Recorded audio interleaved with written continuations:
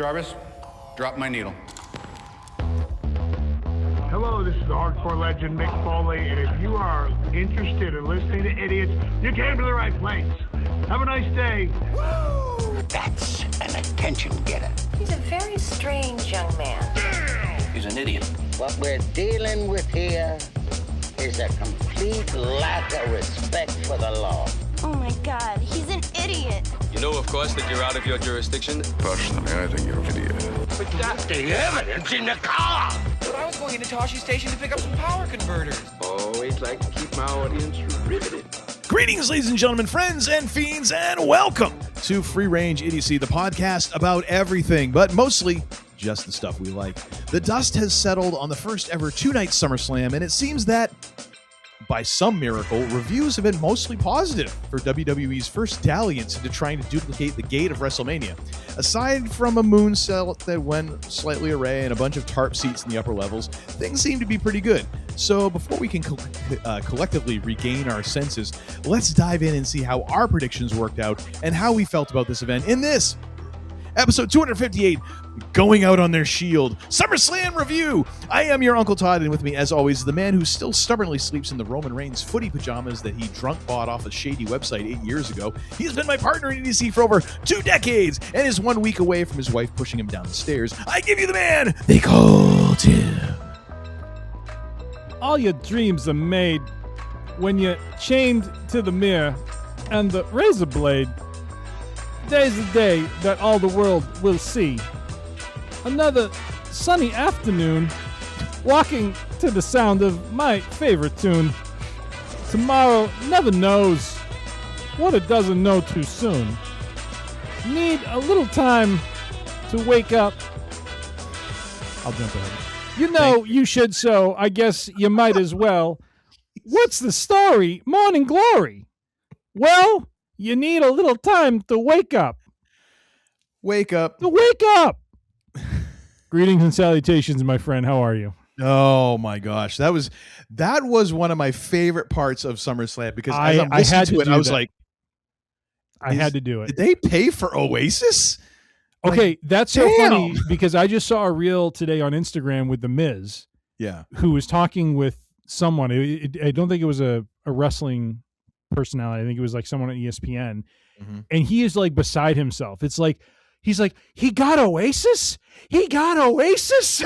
Well, and they're like, what about the licensing? He's like, I know, there was licensing. He's like, Oasis. Well, and that's the so thing. Funny. As soon as I identified them, like, oh, this is a one and done, because they are not doing this every week. Like, not for, like, CM Punk is one thing. Yeah, they ain't doing this for Nick Aldis every week. No. So yeah. Anyways, and by the way, yes, we had Barrett go full on soprano during. It's biblical. Yeah. All right, we're getting way ahead of ourselves here. How are you doing? I'm good. I'm good. I'm doing well. I'm excited to talk about this event and all the tomfoolery and ballyhoo contained heretofore therein. Yes, sir. How are you, sir? How are things going? Power still on? Firing on all cylinders? I'm pretty good for the shape, man. Hey. Why don't you show for the people, just to give you a little background, ladies and gentlemen, on how this show runs. Yeah. We were going to get online at a particular time tonight. Uncle Todd had some familial responsibilities to tend to. And so when I logged it, he was kind enough to open up our recording session.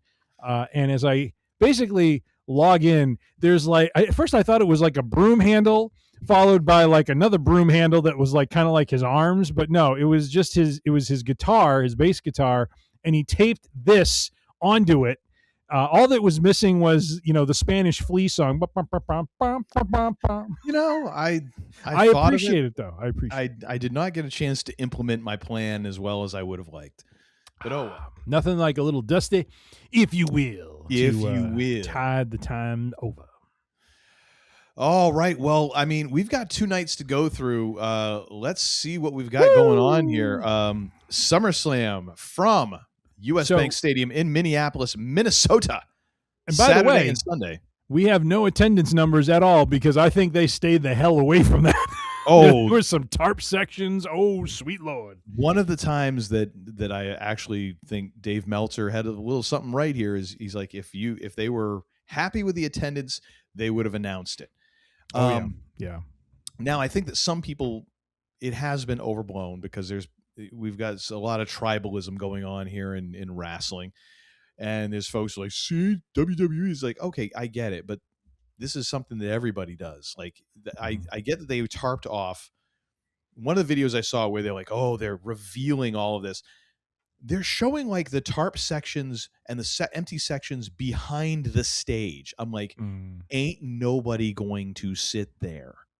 You know, those were never going to be sold. And the very upper level, like, okay, fine. Like, it's a football stadium. This is the first time you've done 2 nights of SummerSlam.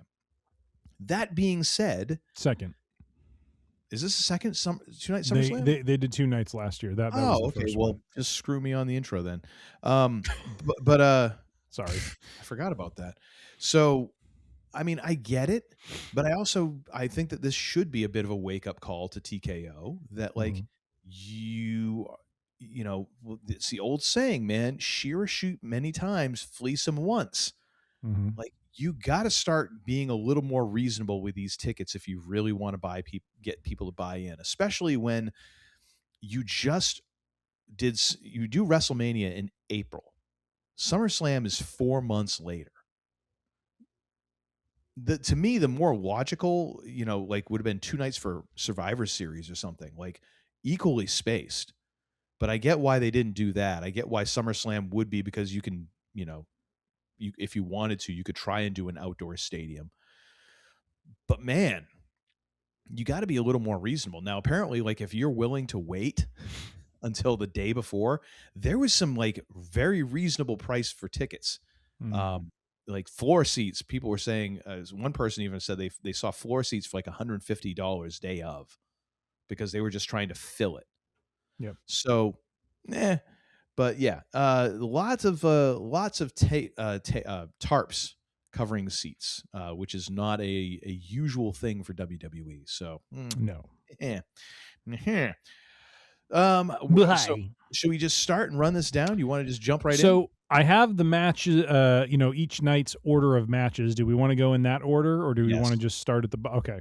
Yeah, let's go with All that. right. So night 1, they kicked us off with a little vim and vigor, because we got, for the WWE Women's World Championship, we have the reigning defending champion in her first title defense in 100 days, Liv, I'm the greatest champion of all time, Morgan, against the genius of the sky, Io Sky. Your hatred for Liv Morgan is a sight to behold. Oh, my friend, let me tell you, I cannot stand her. I will be a very happy individual when she is pushed to the background, and La Primera is once again reigning supreme. Is it the character, or is it something like the actual person?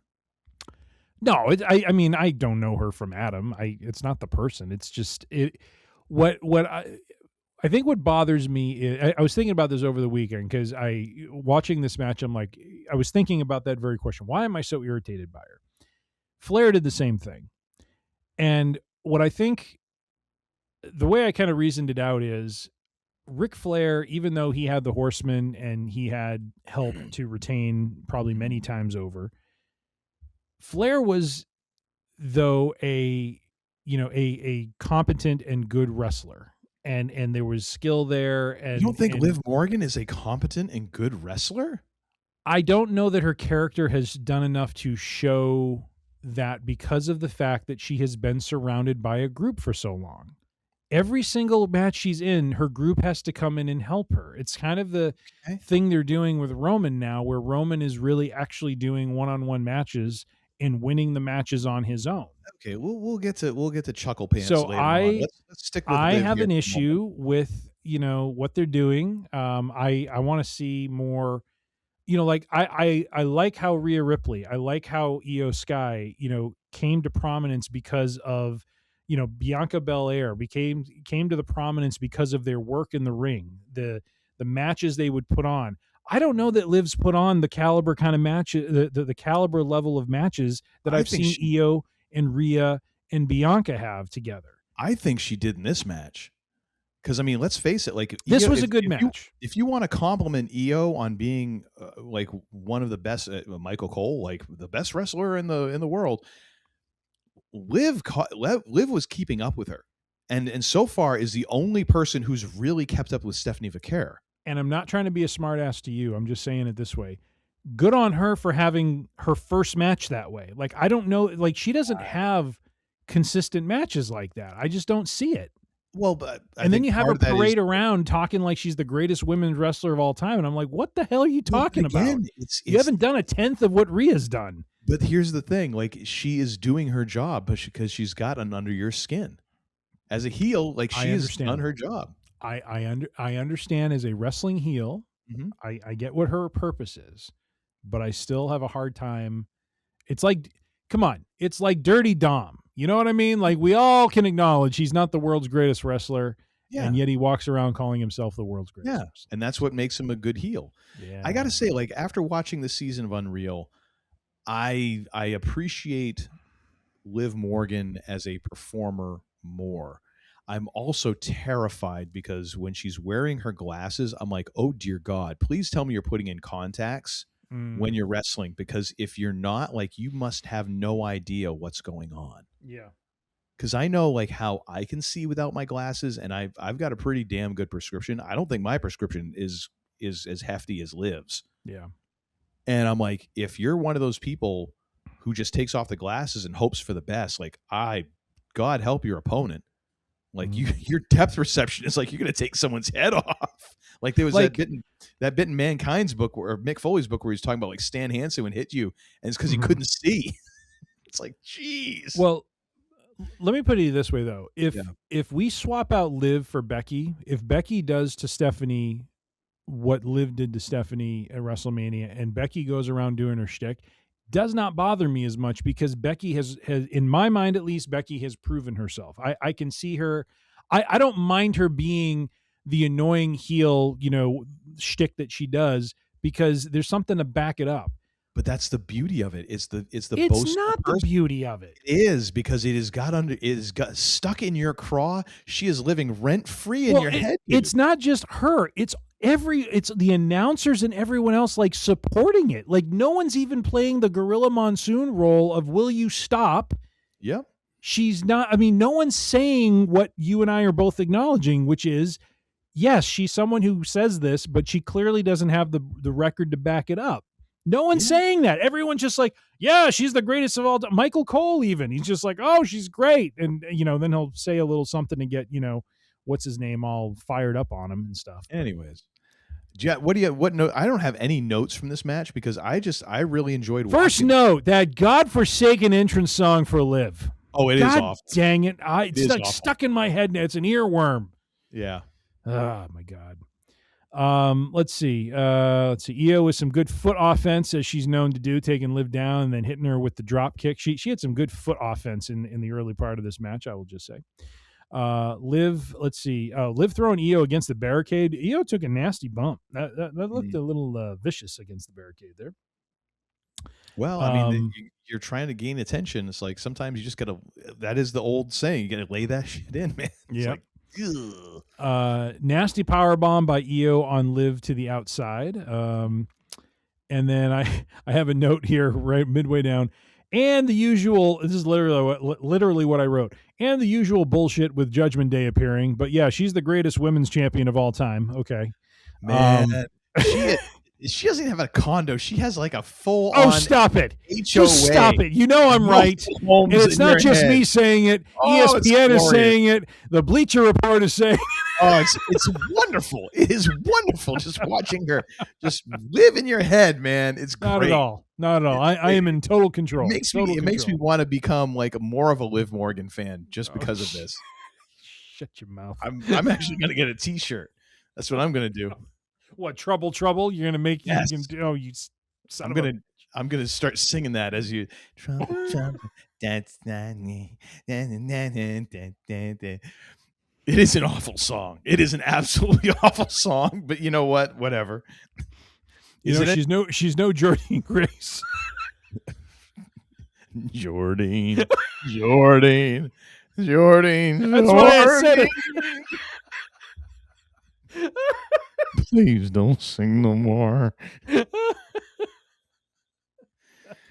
That was great in the Unreal when she's like, I'm singing my song live. I'm like, no, you're not. Oh God, no, you're lip syncing live. I appreciate you trying to pass it off, but nobody is thinking that you're actually singing this live. Nope.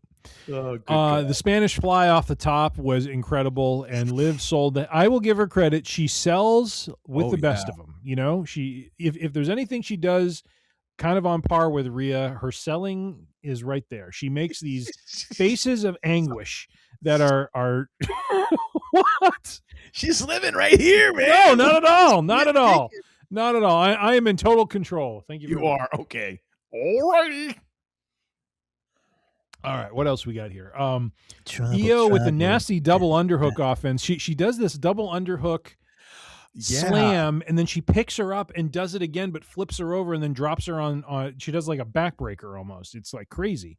Yeah, because doesn't she do the backbreaker across her knee? Yes, across her knee. Yeah. Oh. Yeah. Yeah. Yep. Dang. Io with an Oblivion on Liv, which was great. Liv with the top rope code breaker, which was good for 2. Mm-hmm. Nasty German suplex by Io on Liv. The bullet train on the outside, man, that was nasty. Io like nailed it, but she also nailed her knees. Good selling of the knees. And then I love the sequence where Io is able to reverse out of Oblivion. You kind of like, instead of planting fully, she like handstands her way through it. Yeah. Gets out of it, but then Liv hits her again with a code breaker and then does the Oblivion to win. And then my last note on this match is dumbass Liv retains. So, wow. That's where we are. That's where we are, folks. So, I gave this a 4.0 rating. This was a great match. It was solely on the shoulders of Io Sky. Liv was along for the ride, and she gets, a 4.0 match because of Io, not because of any of her contributions. So, oh wow, I'm simply calling it as it is. I give this one 4.0 as well. And it was a hell of a match. I enjoyed it thoroughly. I was very impressed by the chemistry and the fact that it had a great pace to it. I enjoyed it, and 4 stars easily. Could have been more. Actually, I don't know if it could have been more, because honestly, I feel like this kind of topped out where it should have been. Like, if you go further than this, you have no room if you want to take this any further. And I think that this could be, obviously, from what happened on Raw, I don't think we're heading that direction, unfortunately. Maybe Io is going to get dragged back into this, but she should definitely be orbiting around this. Oh, yeah.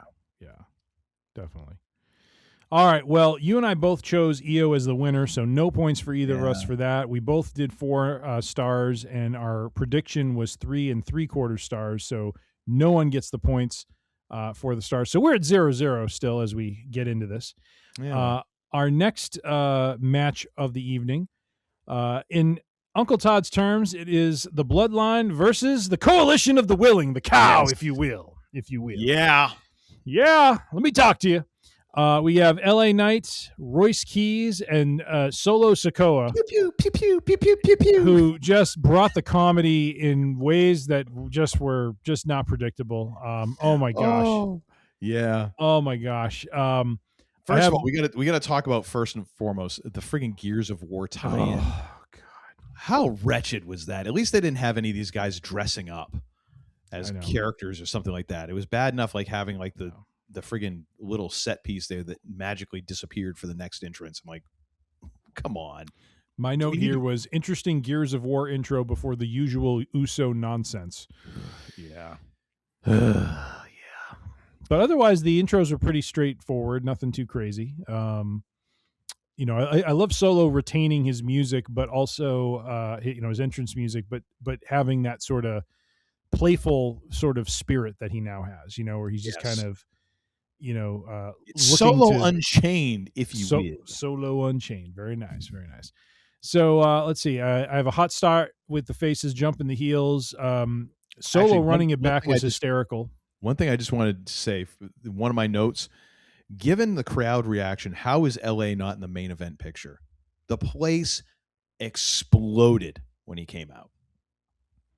I'll slap you back to factory sentence. It is a shame. And right before what you was just saying, Jay cutting off Solo cutting off Jay when he did his little dance move punch, and then doing that back to him. Yes. And then getting to as you were saying, I don't want to. Solo running it back was hysterical. It was phenomenal. He ran it back. It was Jay's music, and he started doing the yeet, whatever this is. His own version of the yeet. Props to Jay, though, with the selling of the disrespect. He was mortified. He was apoplectic. Yep. He was all sorts of not happy, and it was phenomenal. It was so well done. So props to Jay for the selling, but Solo he is just so funny and hitting. Yeah. And this was something I had talked about a couple months ago because I had found some, fans took some video, reels on Instagram that they posted of him, and they're shouting out to him, and he's just kind of sitting there ringside. They're like, Solo, and he just kind of looks over at him, and he's like, Solo, you need a new barber. And he's like, turns and he's like, what? He's like, you need a new barber. And he's like, ooh. He doesn't even and he's a heel at the time, and he's not even getting offended or angry. He's just like, ooh. No. That's cold. And right there, I'm like, my God, they got to turn him babyface, because imagine the way he is going to connect with the fans playing this sort of goofy role. He's still a killer in a way. He still has the, sensibility of the fighter that he is. But damn, if he working the comedy in there and the smack talking as well. I have the way he's talking smack, and Jacob's behind him, and he's just like, oh, I got this all set. And he turns around and gets his clock clean. I mean, anyone else, it might be ham-fisted and a little bit overplayed, but with him, it's spot on. It is so good. No, it is just the right amount. I love it. Actually, here is it. Oh my gosh, there was one moment here. I don't know where it was, but I did note down that apparently LA Knight got a hot tag or was waiting for a hot tag, and Wade Barrett said, and I quote, "There's a tingling in the loins of the megastar." Information God bless you, Wade. Not need for 500, Alex. Gah. We were 50 feet away from him at the pregame show, by the way. But which one, Wade or LA? Oh, Wade. I'm sorry, I'm talking about Wade in February. What I want to know is, how did he know from that? Could he is there a certain look that LA has? And how do you know? Yeah. Anyways. Yeah. Oh. I mean, this is an entertaining match. It was fun. It was a bit of a mess, but I mean, what six-man tag match where you're essentially having teams that are kind of thrown together like this isn't a bit of a mess. Yeah. You know what I mean? Yeah. LA Knight gets the BFT, or I don't know if you had any other moments. Let's see. Keys, I thought, had some really cool spots coming in like a house of fire. He did the world's strongest slam, power bomb to the Usos. That power slam he did where he went over the barrier with Jacob runs at him, and he essentially power slams him over the barrier to that other side. I'm just thinking, damn, I hope his fingers are okay, because that he came down on the floor on that crap. You know what I mean? Yeah. That was nasty. There was a hot tag by the Bloodline to Jay, and he stumbled into the ring. Basically, he went to go in and just tripped and fell. I'm like, yep, that's telling. That's telling. Man, it's Jay, just for whatever reason, whether it's just his conditioning, his ceiling of his skill ceiling, or just piss poor luck, man. And Jimmy, man, that guy is just I don't know if fatherhood is causing him to have the dad bod or something, but he's all. I mean, I'm not anyone to cast dispersions. All right, no. Let me tell you, I am not. Sympathy weight is a thing, and guess what? If you don't gain sympathy weight, you're in trouble, gentlemen. But I got to tell you though, when your profession is to be a wrestler out there with some sort of physical form, I would expect a little bit more conditioning there. So part of me wonders if. And I don't know how you feel about this. I kind of get the sense with the Usos is there a little bit of hey, we're the hot shit sort of guys, and we're just going to do our thing, and we're not going to, like, I just get this sense that they're stars. I mean, don't get me wrong, they're stars, they're characters, they have their role, but there's something about that sort of aspect of things where it's like, could Jay have been the main eventer they thought he could be if he was a little more conditioned, or if he was a little more, in control of the shtick he was doing and not winding himself out, on his entrance or something. With Jay, I think there's definitely some type of issue there. Like he has I don't know what it is. I'm not going to say it's conditioning or whatever, because there's a certain point you can train to, and then there's a certain point where that's all you got. Yeah. You know, even if you've trained and you like, I could, as a singer, like I know that when I started singing more often and getting those reps in, like I know that my voice stretched. I was like, oh, I couldn't hit these notes before. Yeah. But now I can. But I know also it's like I ain't never going to be Freddie Mercury. Like my voice can only stretch. You have a little bit of headroom there, and then that's it. I don't know for him if like cardio or whatever, or promo or excitability or anxiety or adrenaline or whatever does this. I don't know, man. As far as like the kind of, I mean, they're 40.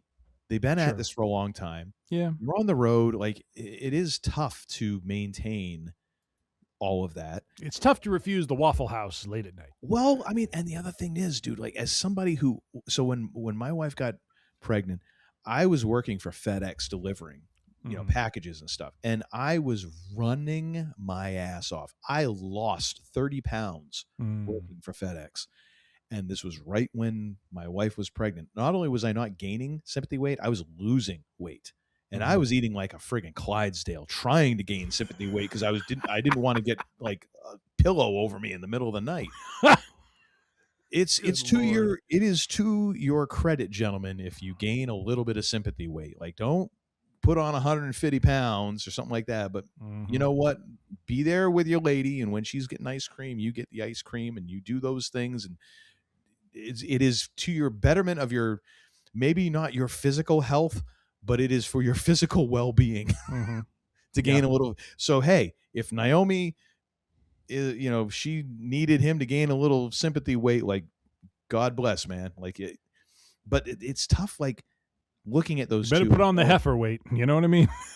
It's tough looking at that and going like they pushed the wrong Uso, because everything that Jimmy has done has been much more polished. Yeah. Well, not to mention the limitations of both of them with their moveset. Like I think that is my biggest critique of them, is they just don't have a deep moveset. And that I think is and that, we've talked about this before. That is the most damning thing for them, going back to WrestleMania 40 when they had their one-on-one match. Which was hands down probably one of the worst matches I've ever seen, because it was nothing more than a super kick fest, and it was so ridiculous. Like the fact that they couldn't break out some good, and we'll talk about the Punk Rhodes match in a moment here, but they're like I like those gritty matches. There's a part of me that likes some of that old school headlock, arm lock, work a guy. You know what I mean? Like it doesn't have to be freaking 90 miles an hour and, the AEW crap with like Will Ospreay and, I don't mean to cast aspersions on Ospreay and Omega, but no, go right ahead. Those are two guys that tend to do a lot of this sort of chain action wrestling where it's like, I'm going to do some flippy crap and you're going to do some flippy crap, and I'm going to do this move and you're going to bounce right up from it and do some more moves to me, and I'm going to bounce up from it and do more to you. And it's just like, it like loses all meaning, you know what I mean? And I know there's like some old school old timers, who comment about that. Like Undertaker's one of them. It's like, you've got to like let stuff breathe. You can't just be bada bada bada bada bada all the time, and that's what the Usos are. That's what they know. So it's at least one thing if you're trying to go like bing bang boom boom boom boom, and you have 80 moves that you can pull off when you've only got 5. Right. What like you're just repeating over and over and over again, and that is the downfall here. Like I look at Jacob Fatu, and it's like what sets him apart is he is this big guy who And again, it's something that he has the ability to do, but I gotta believe the Usos have the ability to do other things as well. But the fact that he does the pop-up Samoan drop, the fact that he can do the double or triple bounce, sort of moonsault, like he's very agile for a guy his size that you wouldn't expect. And he brings a viciousness to it, and then he busts out the Tongan death grip, and stuff like that. Like, that's the thing that I don't understand with some of these guys. Is like, it's great they have their characters and stuff, but it's like, why wouldn't you, over the course of wrestling Raws and SmackDowns and PLEs, would you not seek to try to change, add something into what you're doing, make it different? You know what I mean? I don't get it. Yeah, I don't. And I'm not talking about like crazy stuff like stealing someone else's finisher. I'm like, suplex someone, do a backbreaker, work a leg. Whoa. Easy there, player. Easy. Little snug. I know. All right. Anyways, keep it going. LA Knight, BFT, we get the winner. 3.5 stars for me. It was not a great match. It was pretty good. It was entertaining. And I enjoyed it, which is a lot to say considering, the Usos are involved. I mean, that's a little high for you considering you did 3.25. Mm-hmm. Oh, don't worry. There's negativity coming later on. I gave, actually, it's funny. I gave this 3.5 as well. I think, action wise, this was better than I was expecting. Yeah. I thought this was a much better match than I thought it was going to be. And, I got to give a lot of props to, I think Solo had a big hand in that. He was the babyface in peril, but he also brought a lot of entertainment to the match where he's talking a bunch of crap. Yep. Love the ending where he kind of sets up LA Knight for the BFT. Love the fact that at the end of the two of them are hugging it out. I thought that was hysterical. Yeah. Like Solo's like, come on, you want to, come on. And LA with like a legit smile, not a working smile. Just like, oh my gosh, I can't believe you're friggin' doing this. Oh my gosh. Like, come on, man. Too funny. Yeah. So points wise, so we each picked the coalition, the cow coalition of the willing. Mm-hmm. So we each get +1 for the correct winner, and we each had 3.5 stars, so we're both 0.25 off the pace. So no points for the stars on that one. So we are 1-1, sir, after 2 matches.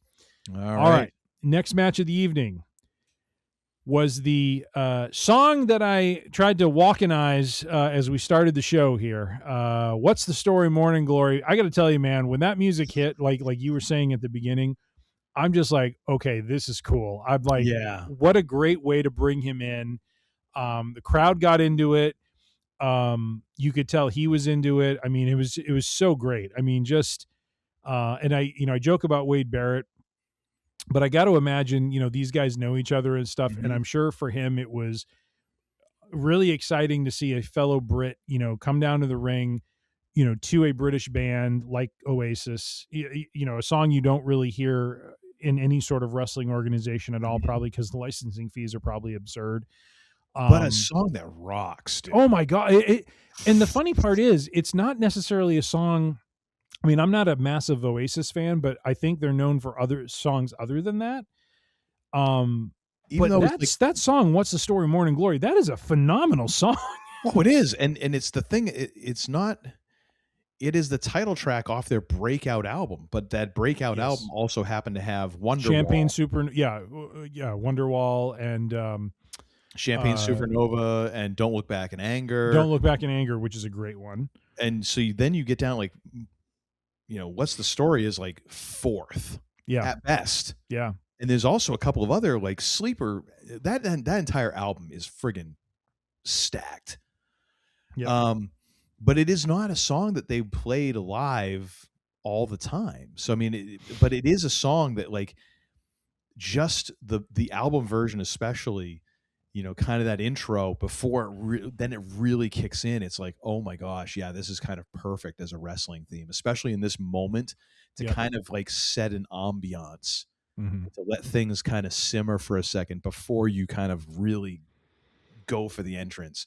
So cool. So happy for Nick Aldis, a guy who has had a ton of accolades and success everywhere. Well, besides AEW, but besides WWE. Yeah. And even though he works there now, like this was his first WWE match. Yeah. And having been NWA champion, championships in TNA and all I was a little pissed in their in the stats they showed for him. They didn't list the NWA credits because that is weird. To me, it's like give the man his props. You know what I mean? Like I know it's not like viewed in the same light as it was in the 80s and early 90s and that sort of thing, but you know, he from what I understand, not that I watched this or followed this, he had a major role in bringing some level of prominence back to that title. He held that title for a very long time. I think he had almost like 1,000-day reign with it. I mean, I don't know if it was 1,000 even or a little bit more, but he was a champion for a very long time. He was, at the time, I remember reading about this, like he was, I think he called it the 15 pounds of gold challenge, where he was going around and defending against all comers. He's like, I am the champion. I want to bring, respect and prominence back to this title. I'm going to do what this title once was, which was it was defended across all territories. And so he opened it up and he made a name for himself. And then it eventually ended up, Cody and him faced off when Cody and the Bucks and Omega started AEW, and they had their very first All In. I think it was Cody versus Nick Aldis was, wow. I think one of those inaugural matches, because he was challenging Aldis for the belt. I think he might have beaten him for the belt, and then a couple months later Aldis beat him and got the belt back. But he just, during that period, before COVID, like there was a lot of energy happening in the independent scene. A lot of it was driven because, Rhodes was part of that, the Bucks, Omega, I'm trying to think who else, Hangman Adam Page. Before there was some scandal with him, Marty Scurll. Like there was a lot of guys who were working New Japan, who were working ROH. And, it's kind of where, Bryan Danielson, Kevin Owens, those guys were, kind of like this group of fresh young talent that you just didn't have the prominence of a promotion yet. And Aldis was in there in the mix of all of that. And he was trying to bring prominence to this belt. And so to me, it's like, to not show that was like, again, it's a minor thing and he probably doesn't care, but I'm just like, why not give him his props? I mean, he had this. I mean, it's not like it's AEW, right? Like they don't acknowledge AEW championships for Punk, but it's like it's NWA. Like this is not a direct competitor. Yes. Like they're still out there and all of that, but this is not a direct competitor for you, and it costs you nothing to do it. And I doubt that they would have a problem if you mention them on TV. You know what I mean? Right. It is one of those weird things. Like I feel like that is a holdover from kind of almost the Vince era. Like you just don't acknowledge certain things. And to me, it's like, I question why, like why someone like Hunter, who is supposed to be such a student of the game, wouldn't understand how important that is, like that lineage. And the other part is like the fact that like NWA kind of ended up, like Flair with everything, it kind of ended up dovetailing into WCW, which you friggin' own now anyways. Right. Like what's the harm? Especially that being such a huge part of this guy's career. Yeah. That was weird. Yeah. That was weird. I don't have a lot of notes for this match because I was actually just glued to it. I liked the story they told. It struck the right balance. It wasn't like Aldis was getting one over on Gunther. Gunther was clearly dominant because he is the more seasoned, active veteran, and Aldis is coming back and shaking the rust off, but yet got his spots in. He had, he had some really, really good offense, not just the punching, but the suplex, the superplex. Didn't he do something where he like caught him and he like got him up into a suplex and then got him over or something like that? I want to say yes. Again, I didn't note it down. The two major notes I had was Nick Aldis, a little slow, which is to be expected. But to me, Gunther looked off. It almost looked like he was sick. Like, because when he was coming down the aisle for his entrance, I'm like, he don't look right. Okay. Like he had that look, and it was in his face, where you're just like, is he okay? Like, is he like, is this like almost like an MJ flu game sort of thing? Like, and it just felt like he was a little off. Yeah. But I mean, it was a great back and forth, and it was, again, like if you have to have someone coming out of retirement. Mm-hmm. I mean, he's 40. He's like, I think he's around the same age as the friggin' Usos, and oh my gosh, dude, took off the jacket, and I was like, sheesh, is this guy ripped? Like, holy crap! Yeah. He's the GM, but he still knows where the gym keeps is. himself in shape. He don't play. But I mean, if you're going to have your first match back in 3 years, you can do a lot worse than Gunther. So I mean, the match worked for me. It was a lot of fun. It wasn't the greatest technical match ever. There was a few hitches here and there, and all of that. But for what it was, I enjoyed it a lot. Of course, we get Gunther putting Aldis in the sleeper. He taps. I will say my biggest comment coming out of this is good story, but Gunther's matches are starting to get really formulaic. Mm-hmm. Really formulaic. Like they've got to figure out a way to tell a different story. Now, I did appreciate in this how Nick put him in a couple of hold, or at least one hold, put him in a submission. Yeah, it's a Texas cloverleaf. They were trying to add the name of his hometown to it, and it Michael Cole was stumbling over himself to try to say it. It's the Kingsley cloverleaf. It's his hometown. I'm sorry. I think they might need to start. I think we are at the point, because over these 2 nights there was enough mistakes. I think we are at the point where we need to talk about Michael Cole scaling back his workload, because there was a lot of mistakes. And I mean, hey, it's live TV. Shit happens. People make, I mean, look at us. We're a couple chuckleheads and we make mistakes all the time, but still, this was kind of 2 nights full of like, do we take the keys away from Michael Cole for a little while? Like, does he need a vacation or something? Like, he seemed off. I didn't think he was missing. That bad. Maybe I missed it. There was a couple times where there was, I forget, he called a couple moves wrong, and Barrett kind of very gently corrected. And a couple times, like, he missed a few things or whatever. And then it almost felt like there was times when he was going way over the top to try and compensate for mistakes that he's making. It just felt like very uneven. And I mean, I'm not here to say I'm the biggest Michael Cole fan. I'm not trying to drag him or anything. Like, he is who he is. Like, he's become the kind of the voice of the WWE. It also was like, it's kind of weird moments there. Like, maybe just give the dude like a few more weeks off here and there. Well, it's okay. Give him a little time off, recuperate and regenerate. Maybe it's just something you need to do. Don't work him into the ground. Anyways, but yeah, I think for Gunther's matches, they need to start finding a different story to tell other than letting someone get the hope spot out of the sleeper, and then he does which I like. I love the friggin' elbows to soften up the opponent and then putting him back in the sleeper. Like, that to me is like, it's legit, but at the same time, it's becoming this thing where I'm like, okay, so now we have the Sami Zayn match. We're kind of starting to get the Gunther match, and I don't want it to get there. I want Gunther to be able to be more like what you had said before, where he's the guy who he's going to put you away any way that he can. And it would be different. Like, I like the idea of a guy who he doesn't have a specific finisher. It's whatever you can do. Almost like back in the day with Tom Brady. Like, who's Tom Brady's favorite receiver? The open one. He doesn't have a favorite receiver. Whoever's open, he's going to throw it to. Yeah. I like that idea for Gunther, where it's like, it's not specific to him. It's specific to the opponent, Anyways, I gave this one 3 1/4 star. All right. So you did, let's see. Is this? Oh, yeah. So 3 1/4. Okay.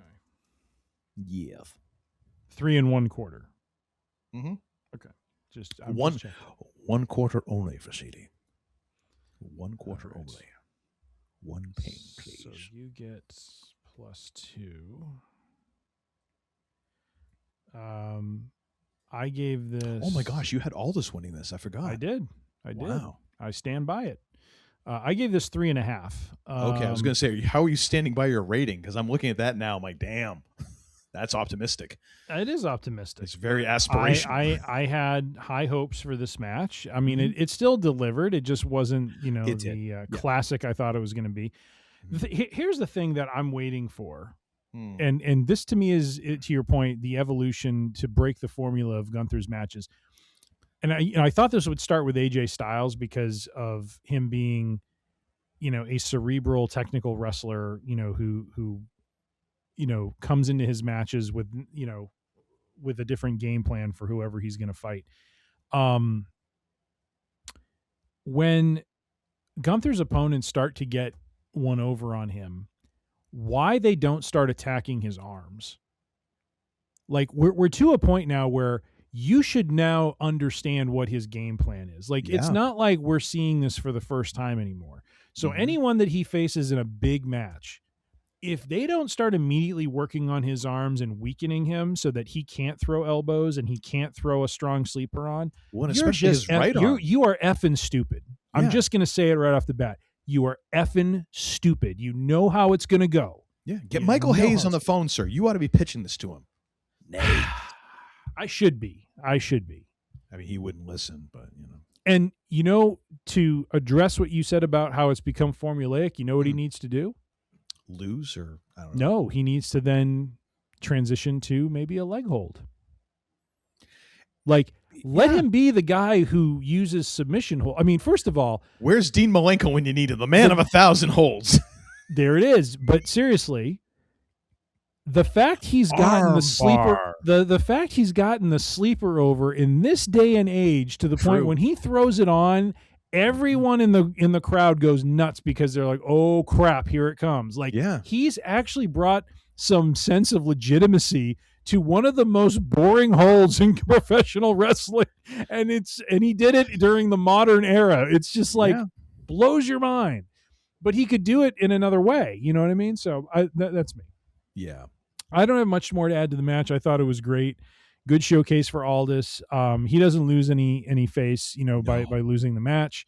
Thought it was great having his family in there. Yeah. And then of course he gets reinstated, post the event. We have Triple H reinstating him as GM, so he's back to working as the man. So I gave this 3.5 stars. My prediction was 4.25 stars, so I'm way off the pace. You are 0.5, so you will get the +1 as well. So you are now up. Let's see, 4-1 right now. We could just tally this at the end of the whole thing. You don't need to keep it I know. Well, I want to, because I want to give you some hope before it all comes crashing down for you. So I'm just saying. All right, next match is Paige and the Bellas versus Fatal Influence. This is what I would like to call the car wreck, if you will, because, man, there were injuries early. There were injuries, I don't want to say often, but it was a clunky son of a gun. But apparently you have some feelings on this, so please take us through it, because I don't have a lot of notes on this one. I don't. Basically, is just Brie was honestly the best of the oldies, which is kind of funny when you think of her as like the other Bella, because wasn't Nikki Bella the original? I think so, yeah. Brie kind of got brought in afterwards. I'm just glad I didn't have to hear Bremo. She did skip that, thank goodness. Good God. But she was actually I am continually impressed by her work in terms of how it lines up with the current roster. Mm-hmm. Because, there is a difference between that old school kind of Divas era to the beginning of kind of the women's championship to what ladies are doing now. And Fatal Influence being very much of a the cusp of now. Like they are the cutting edge of what's going on in the women's division right now, by virtue of just being brought up to the main roster now. Mm. It is kind of shocking to me that Brie, she actually is holding her own. Nikki, not so much. Paige, really not so much. It's, even though she gets the best pop, I'm like, she is not the best wrestler here. She's kind of almost behind Nikki Bella, which is not a great place to be. This match did exactly what it needed to do. It got the belts off of Brie and Paige, got them onto Fatal Influence. Give the kids as much of a rub as you possibly can from Paige and Brie. I mean, even though they were kind of lackluster champions, they were there. And then we get the like everybody could see it coming. The turn of the Bellas on Paige, and now we will see where this goes, if anywhere. But yeah, so Fatal Influence wins. I gave it 2.5 stars because it, again, average match, sub-average in terms of ring work, average in terms of it got the job done. Like at some point you need to get the belts off of this group and onto this group. And I know you could probably say, well, why not do it on either SmackDown or Raw? It's like, if you have this opportunity to do this, and I can see them wanting to try and utilize like the shine from the old guard here to put the shine on the new guard, fine. I'm okay with that. It was not the funnest match to watch, but they didn't try and have them go 35 minutes. So God bless. Well, I'm trying to understand, and again, part of this is on me because I don't watch every second of WWE TV as much as I'd like to. I don't get the deal with Fatal Influence. I'm just like, okay, you're three other ladies. You know what I mean? Like, and you know, there's some talent there, no doubt. But I'm just kind of like, what's the deal? Like, why do I care about you? You know? Well, because I think they're making themselves. They're the brash newbies from NXT to the main roster, and they're kind of it is that thing of their brashness is kind of the defining characteristic. Like they don't care to know who you are because they are the shit. And you know, I could, just from watching the limited bit of action I've seen with them, like, oh yeah, these ladies are definitely going places. Like JC Jane is going to be very shortly is going to be in the main event scene within the next 6 to 8 months. Yeah. Like she's got a bit of that presence. Yeah. So, I mean, I get it. Like, just put them over, and then just like, you don't have anything else going on in the ladies tag division anyways. Frack it. Just give them the belts and let's start building around them, because you weren't going to build around Brie and Paige, you know, and there's no graceful way to exit Paige without and put it on the Bellas. So now at least you have that break. You can have the Bellas be now a tag team, which now you have like approximately 3 in the ladies division. So, hey, you got to start somewhere. This is my note on the match. Yes. I could have cared less with this match. I'm just going to say that. I was nonplussed by this. Or I'm sorry? Because if you could have cared less, that means you actually did care. If you couldn't have cared less. I couldn't have cared less. There we go. Couldn't. Okay. I said that. I can agree with that. I gave this one 2 stars. I thought it was not great. It was below average. I had predicted 2.5, so I'm 0.5 off the pace. You had a prediction of 3 stars, and your rating was 2.5, so you're also 0.5 off the pace. I'm rather ashamed of myself on that one. We each get a +1 because we got the winner right. We said Fatal Influence, so there you go. But yeah, this match was not good. Not good at all. No. I give him credit for the story move, but that's about it. Next match, for the undisputed WWE Championship, the reigning defending. Question. Yeah. Should we flip flop this and make this the real main event, and instead of? Should we flip flop this in the last? Because I actually thought this was the main event, and then all of a sudden they're like, "Oh, and Hell in a Cell." I'm like, yeah. Anyways, no, we'll do it in order. Sorry, I was trying to be cute, and it didn't come off right. We can if you want. Did I do that? All right. The reigning defending champion, Charles Montgomery Punk, versus Guile himself, Cody Rhodes. My God, the street. I got to tell you, though, the start to this was actually kind of cool with it treating it like a video game. I love seeing CM Punk's mug up there as one of the fighters. And then to go to Cody and be like, oh, which version of Cody do you want? Do you want this version or then this version? Cool. That was kind of cool. That was great. And then when he comes out and he's got the skull, but it has the guile hair, I was like, you know what? That is so cheesy, but I love it. I love it. Oh God! It went all the way around the circle. You know, okay, the cherry on top of that. You know what it would have been? What? Solo just appearing out of nowhere, just like. Just clapping. I mean, just seeing Solo just getting, I mean, he just would have been, yeah, go with your bad self. Go for it, my friend. Yeah. Oh my God. That was hysterical. That was hysterical. My gosh. I actually had the black coat. I had a note of foreshadowing. Oh, maybe. Maybe. Yeah. I did, and I liked it was a little janky with the Punk intro, because now they're doing this thing where he comes out, they show the walk to nothing. Yeah, which is in a way kind of cool, and I do appreciate the fact that you kind of give him that moment to hear the crowd. Mm-hmm. But where they kind of had him walking and then they cut away and they cut back, almost like, ooh, we shouldn't have been showing that. Yeah, that was weird. I got to give him credit for representing the North Stars, man. And I love Cole's little history lesson about the Norse division, right? Yes. Yeah.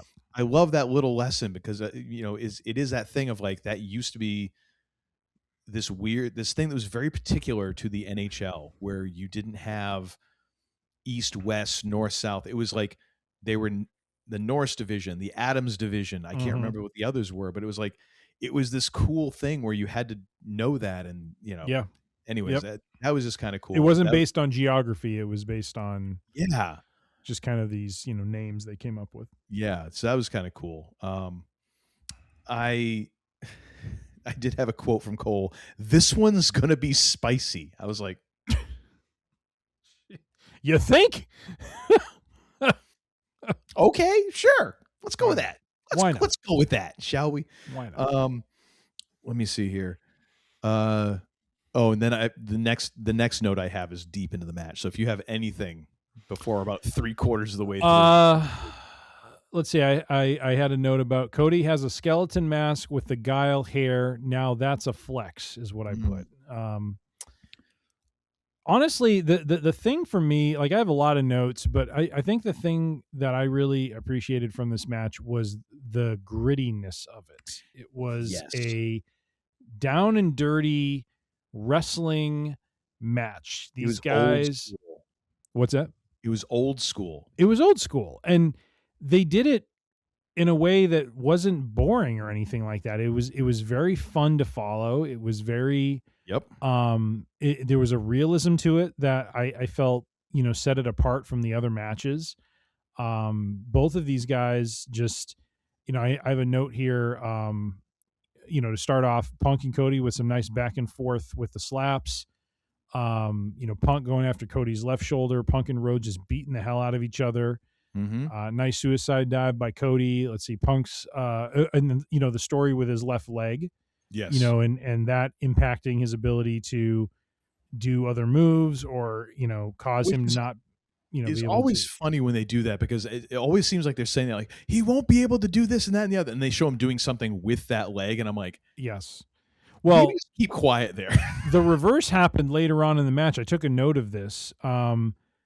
Like later on in the match, Michael Cole was calling. He's like, "Oh, he landed on the bad knee," and I have a note. I'm like, "No, Michael Cole, Punk didn't land on the bad knee. That was the left one, not the right one." Again, another one of those things where it's like, Michael, maybe a couple days off. Yeah, just it's okay. Let Wade and Corey let's have an all Euro announce team for a week or two. Just enjoy Love seeing Punk do the Macho Man elbow for a near fall was good. Yeah. The story they were telling, Cody, had the GTS well scouted, kept thwarting that. Found it interesting that he stopped the GTS by throwing Gunther level elbows to CM Punk's head. I thought it was kind of interesting. Yes. Yep. Let's see. There's a Cody cutter, Cody's headbutt. Cody's headbutt on Punk's left leg. That's the grittiness I'm talking about. Like the fact that they're just like he's throwing everything at this leg. He's like, I am going to maim you. You know what I mean? Yeah. Like it was down and dirty. You know what I mean? I liked it. Like, if you look at this, like, and when we're talking about moveset, like, I don't want us to pretend like we're geeking out over, oh my gosh, they did 180 moves. It's not like that any of these moves, aside from a select handful, are all that, oh my gosh.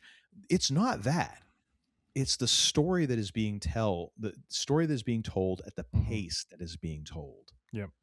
And again, allowing things to breathe, letting things kind of fire up and then bringing them down. And like this is two guys who are well studied in this stuff. Yes. And that who know how to work a match and work a crowd. And it was a thing of beauty to watch this match. Yep. There was only one exception. Punk with the world's ugliest moonsault. Yeah, that wasn't great. Now I get the thing is apparently, and that was when he looked like Charles Montgomery Burns. there was a like people had said, and it registered afterwards, like he was trying to do Terry Funk's kind of crooked moonsault. And yeah. And it was more of a Cody placement and him, and I'm like, okay, fine. And he even had that shitty grin afterwards, like, yeah, I effed that up. And you know what? I'm fine with that. And people have, oh my gosh, internet wrestling community has gone crazy on this. And I'm like, dude, I'm so glad that none of you keyboard warrior chuckleheads have had to do anything on live television or been in front of a live audience and, had something happen. Like, thank God that you have never had that moment because it sucks. But at the same time, you kind of have to shrug and be like, oh, well, we just can't stop. We got to finish up. And you know what? They moved on and it was fine. It sucked that it happened, but whatever, we get the ref bump and then we have voices that we didn't hear in our heads, but they came running in. I had a couple things before we get to that. And pretty please. I like the sequence where Cody tries a figure four. It turns into a GTS. Yes. That then goes back into a figure four. I thought that was cool. What about the reversing the polarity of the figure four? I'm always a sucker for that. I love that. Yes. I don't know how that works in an actual sense, but we buy into it in wrestling terms, and I'm just like, yeah, like it probably doesn't do anything. It doesn't do a damn thing. I love Punk's roll through into his Anaconda Vice, submission. Yep. That's well done. I loved Cody doing the kind of like an airplane spin, and then he gets dizzy, and then Punk slaps on the Anaconda Vice. I hated that whole like goofy thing. I was like, is this like something that Dusty did once and we're trying to pay tribute to something that happened in like 1978? Like possibly. That didn't work for me. That was the one moment that and the moonsault were the moments where I'm like, I have a note, Crossroads, shockingly for a near fall and not a pin. Cody going feral, thumping his chest. Punk with the world's ugliest moonsault that misses for a near fall. Let's see, Punk with a GTS but hurt his leg and took a while to get there. That's for a near fall. Let's see what else. Punk that was actually a really good moment there. Like that selling of it, particularly like he didn't collapse, but it was the afterwards. Yep. I thought that was good. I love at one point Cole made the call, Punk's got a fractured patella. And I said in my notes here, glad Cole got his doctor's degree from Dewey, Cheatham, and Howe. Yes, that's right. I called it. Again, and then, vacation, man. It's okay. Cody taking the ref out. Punk doing the whole 2 GTS bit where he hits him with a GTS, falls to his knees. His opponent bounces off the ropes back onto his back. He goes for the second one. Cody hung there for a while, though. He did. I almost wonder if that was a bit of a rib. Like he's like, you know what? Let's see how Phil deals with this.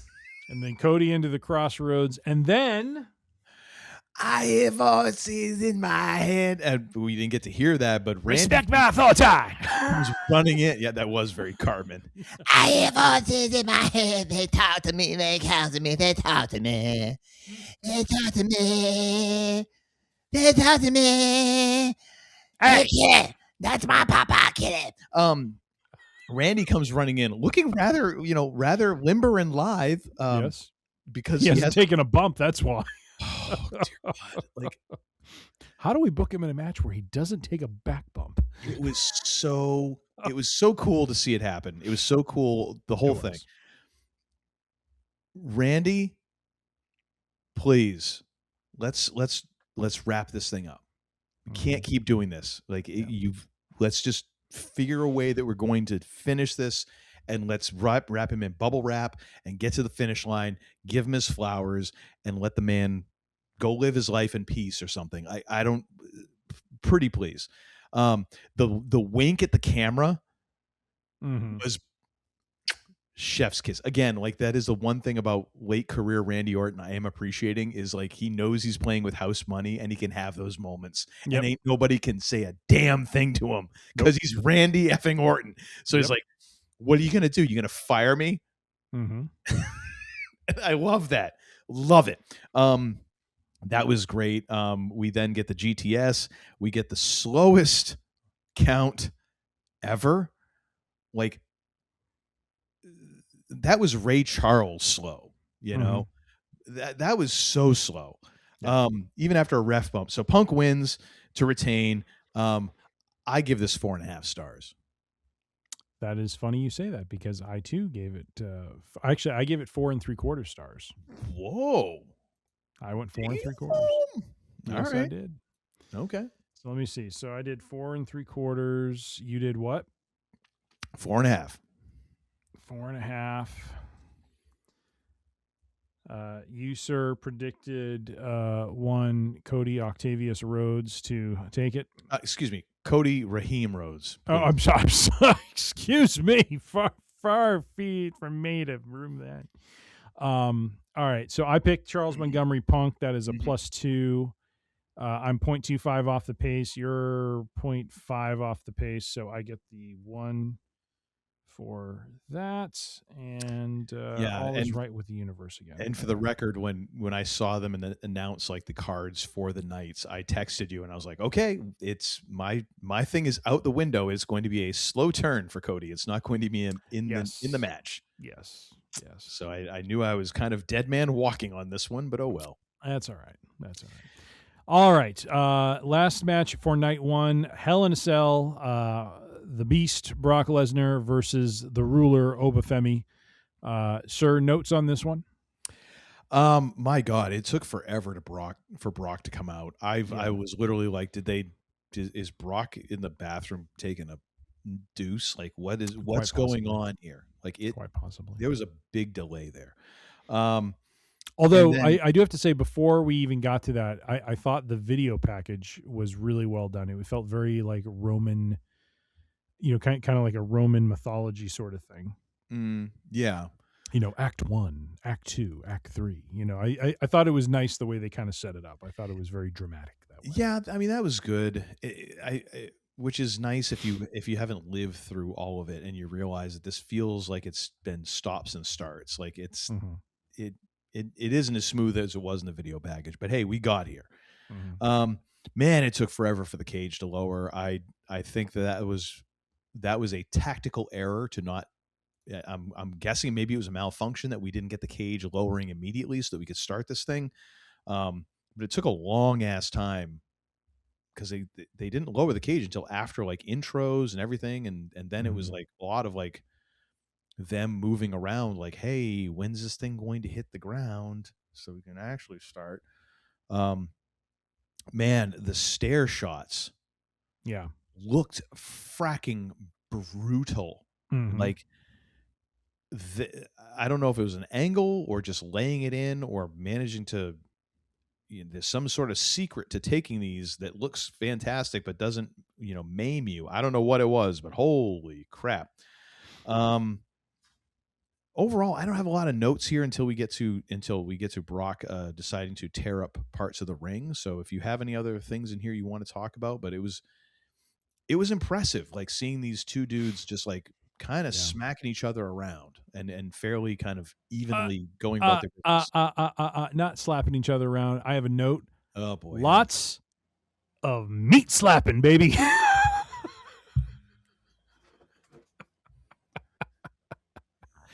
Yeah. Are you sure you weren't watching the Spice Channel? No, I was watching Hell in a Cell. I thought it was good start with Femi kind of going after Lesnar from the jump.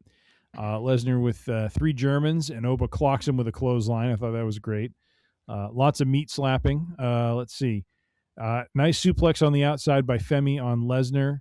Nice table spot where he threw Lesnar, like hip tossed him right through that table against the cage. That table exploded. Yes. I mean, there's only so much you can gimmick that. Like, dude heaved him into that thing.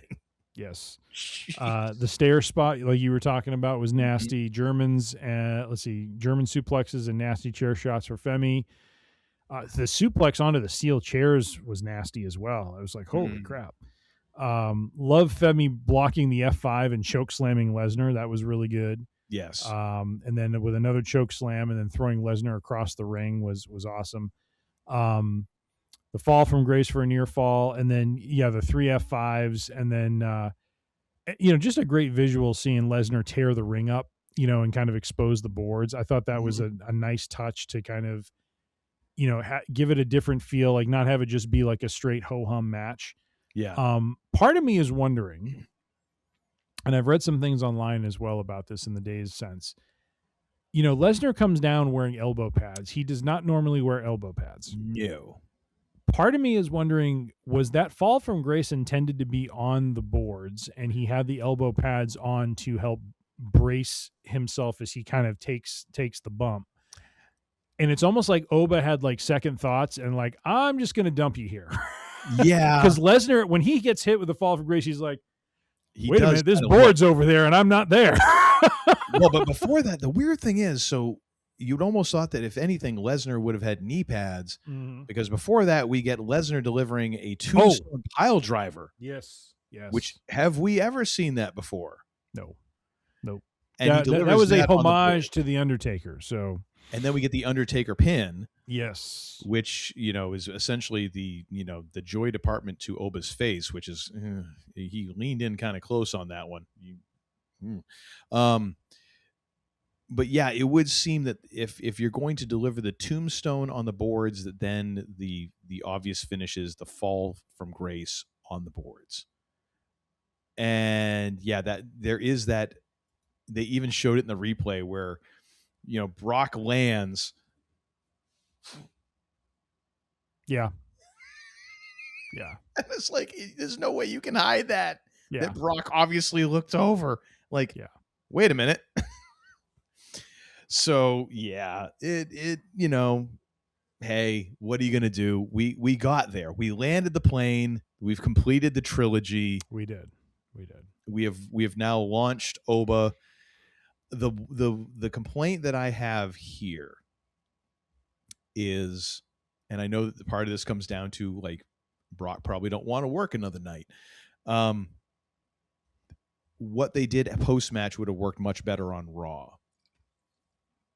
If you go off the air with Oba standing at the on stage, that's it. And then Oba comes out the next day. I slayed the beast. I did this. I did that. And Brock's music hits and he comes down and you can't tell if now, are we getting more shenanigans? And it becomes this, you beat me. You're the future. I'm the past. You're next. You're the next thing. And that's it. That would have worked much better, but I'm guessing part of it is like they kind of treated Raw as almost like the Raw after Mania. Like there is now a reset heading in a different direction. I didn't mind what they did. I thought it was good. For, this was a passing of the torch moment. You had to kind of strike while the iron is hot in the moment. And I think it was good for Lesnar to come down. And the thing I don't understand is Oba seemed like perplexed by the whole thing. So I don't know if Lesnar went off script. Because I kind of expected when he came in the ring and put his hand out to shake it. I mean, on the one hand, I get Oba not shaking it because there's just a general distrust of Lesnar and Heyman and everything. And yet at the same time, like it seemed like he was pretty sincere with a sign of respect and kind of declaring, passing of the torch here and declaring him the future. So it just felt kind of awkward, like Lesnar literally had to just kind of like pull him into a hug and just, and then finally Oba put his arms around him. So it just seemed like Oba was just kind of like thrown by the whole thing, but no, I thought it was a good move to just have Lesnar declare, rather than him take his boots off again and do the whole shtick he did at WrestleMania. It was just a verbal, and I like how he did it. He's like, I am the past. This is the future. Like kind of being very declarative about it. Yeah. I mean, because there's no question at this point. He's basically saying, at most it's like, okay, we might get a special attraction match with Lesnar if he's not fully retired. At worst, he's retired now. Apparently on McAfee, he announced like he pretty much said he's retired at this point. So yeah. I gave it 4 stars. I gave it also 4 stars. So we are simpatico on that, my friend. Yes. As it should be. Let me see. 4 stars. I think you doctored that. I don't think you actually had 4 stars before.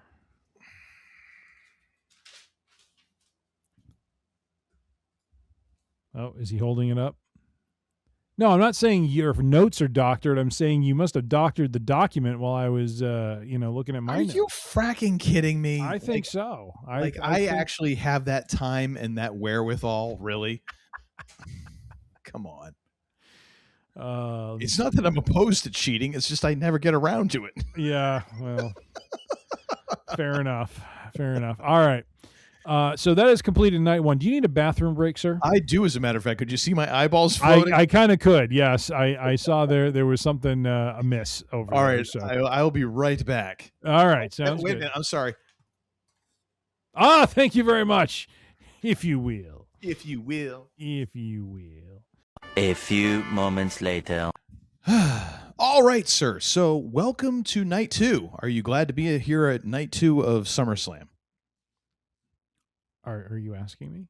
Yes. Or are you asking the people? That's why there's a question mark at the end of that sentence. Yes. I am. Okay. Excellent. And what an auspicious way to start night 2 with Nick Aldis coming out in all his suited up glory as the reinstated GM of SmackDown. Well, and before that though, we start off that we have our number 1 contenders match for the world's heavyweight championship of Finn Balor versus Sami Zayn, and then Mr. Aldis makes his appearance in a very dapper. Actually, that's the undisputed WWE championship. Oh, was it? Oh no, that's right. SmackDown is the undisputed. I forgot which show Roman has the world championship. 1 second. Don't fracking remind me. And so Aldis comes out and it says he'll be adding what's best for business. He's adding Gunther, which is very odd. What's up with that? It feels like there's some sort of wink, nudge, fart sort of like agreement going on there. Like, I don't know. I like how you did that wink, nudge, fart. That was not what I was expecting. Something is rotten in the state of Denmark. Gosh. And then, after Gunther makes his entrance, we get it turns. Well, Gunther's laughing the whole way down the aisle. Very, very different from what we saw on night 1, where you had, kind of a courtesy call to see if he was okay. Yeah, like he got an infusion, and apparently whatever parasite is gone. I don't know what it was, but he's all happy. And then Nick announces it turns into a ShamWow, infomercial where it's like, but wait, there's more. He's adding a 4th participant. And one more thing. Yes. Sammy going absolutely apoplectic once again, almost to a Jey Uso level of apoplectic, because of the fact that this is supposed to be a one-on-one affair with Finn Balor, and now it's a triple threat. Continue, sir. And then we get, which I was like, I did not see this coming. No. Not even. This was well done by them. Done by them. KO had been on some social media stuff. Like he was present at SummerSlam because there was a few reels and stuff that came out, but I'm like, okay, that's cool that like Kevin Owens is kind of hanging around and all that. Like, because the way that this had been left, like this is a very serious injury he's had. Mm-hmm. And all of a sudden to now be like, oh, he's coming back and it's the first match at SummerSlam. Like, yep. The place came unglued. And ladies and gentlemen, I wrote that before Michael Cole said it. I just want that for the record. Mm-hmm. Holy hell, was this place hyped for KO? And they've since showed like what it was like for him backstage, and I can only imagine. Again, like, okay, it's a fake smile, whatever. Dude had friggin' spinal fusion surgery and is coming back to the thing that he loves to do. that he didn't think he might ever do again. There's emotions there. I don't care if it's a fake sport or whatever you want to call it. That had to have been a very special moment for him, hearing that music and going out there and to get that reaction. Like him holding it together so that he's not walking down the aisle with tears streaming down his cheeks is I don't know how he did that. That was amazing. Yeah. Then it's basically just KO just going ham on people. Oh, he was just he was going house. It was crazy. Sammy is just staying there. Well, yeah, the entire time Sammy, talk about a sell job. He's just like, it's like he's seen a ghost. Yeah, like what the heck is going on here? It was as close to the reaction of Triple H and Stephanie when Mick Foley came down the aisle on SmackDown and revealed himself as Cactus Jack, like almost like seeing like this poltergeist like apparition emerge, this mythical creature that you're like, I didn't think this thing existed anymore. Yep. Oh my gosh, that was great sell job by Sammy. Holy crap. I really, again, like after that, I have no notes until the very end. Like it was just. So I have some notes. So as we talked about, hot start by Owens. I love Sammy standing there with his mouth open for all of it. Owens just decimating everyone. Gunther takes over as he ends up whooping on everyone. I actually wrote this down. Meat slap fest between Balor and Gunther. Man, they were chopping the crap out of each other. Actually, it was crazy. Remind me, did KO and Sammy have a hug there after he cleared the ring? They hugged, and then they started beating the hell out of each other, as they typically do. It was like punch, and then they did the thing where they both grab each other and start punching each other at the same time, like in rapid succession, which looks really cool, and the crowd gets kind of fired up for. Oh my gosh. What else do I got? Balor with a missile drop kick in the corner on Zayn and Gunther. I like that he stacked up Zayn and Gunther and then did his missile drop kick that way. It's the shotgun drop kick. Okay, whatever. I'm just saying, Jordine. Okay, that is actually the coolest that is a great way to reference that. It is because it's very unique. So I just like call you Jordine. Jordine. Please get the move right, Tim. All right. Gunther turning it around, but Owens back in, stomping a mud hole in Gunther and walking it dry, ladies and gentlemen. I mean, he was not just kicking him. He was just going, bam, bam, bam, bam, bam, bam, bam, bam, bam. I mean, it was like John Witherspoon level of bang, cold. Bang, bang, bang. Like, damn, kid. You're going to have to pay me some royalties on that when you owe me a couple beers. Let me see. Oh, I love the whole thing where Owens, I think it was with Balor, he did that whole thing where Balor tried to superplex him from the top rope, but then Owens picks him up and kind of converts it into this like weird kind of like fall away sort of slam. Oh my gosh. And then Zayn kicks Owens out and tries to capitalize for the pinfall on that, which I thought was great. Yep. Owens selling his neck. I mean, that's probably going to be a thing moving forward where he's going to sell that. Yeah.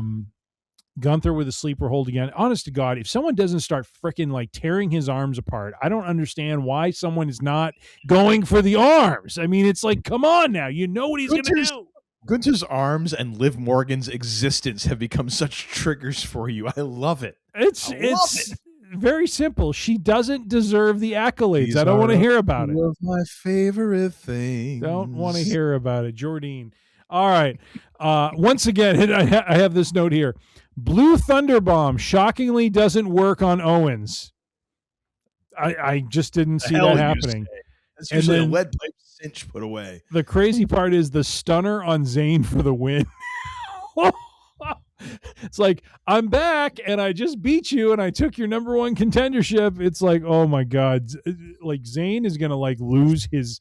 It's like Adam Pearce level of neuroses here. You know what I mean? Go farther than that. I'm ready for full tilt loco on Zayn. I am loving it. 4 stars for me on this. Let me see. What did I do on this one? I went 3.5 on this one. So the thing is, I don't usually like fatal 4-ways.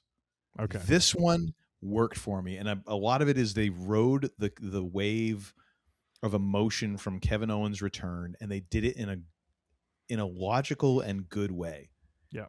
You know, and Did but you it say also, 4, by the way? 4 stars? yes. Okay. It also sets up, I feel like, some very interesting confrontations, of course, between Sammy and KO, because that's just the way this works, but also Finn Balor. Mm-hmm. Gunther can piece out of this immediately, and he can go back to whatever else he was doing and do his thing.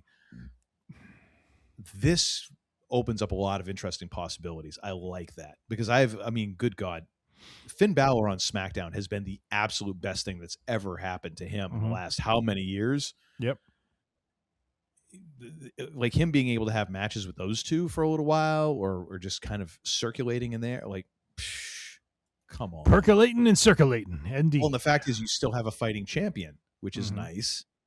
So they have that going for him on Friday night. I agree.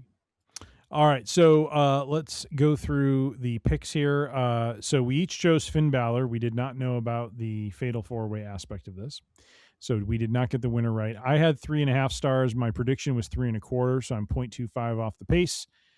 You had 3.5 stars, and you said 4. You are 0.5 off the pace, so I will get the star rating at least, but we do not get the winner because that is incorrect. All right, our next match is this one was interesting. For the United, and this is, if you're going to call it the World's Heavyweight Championship, this is going to be my addendum to this. The United States Heavyweight Championship. I want to call it that. I think that's what it is. It is a title worthy of the heavyweight moniker. Well, the only disagreement I would have there is that it used to be the Intercontinental Heavyweight Champion, yes, right? When Macho Man had it. So I feel like you got to have. It was something at one point the heavyweight, the U.S. heavyweight title for WCW. It was. It was okay. Yeah. All right, fine. I'm good with that then. I didn't mean to cut you off. I just wanted to say that it at one point had that moniker, so that's why I kind of carry that forward. I trust your historical knowledge on these things. All right. Much more complete than mine. Well, the challenger won boring Baron Corbin versus the lemon Peppa Steppa, Tricky Williams, Tricky Willie, coming down as the reigning defending champion.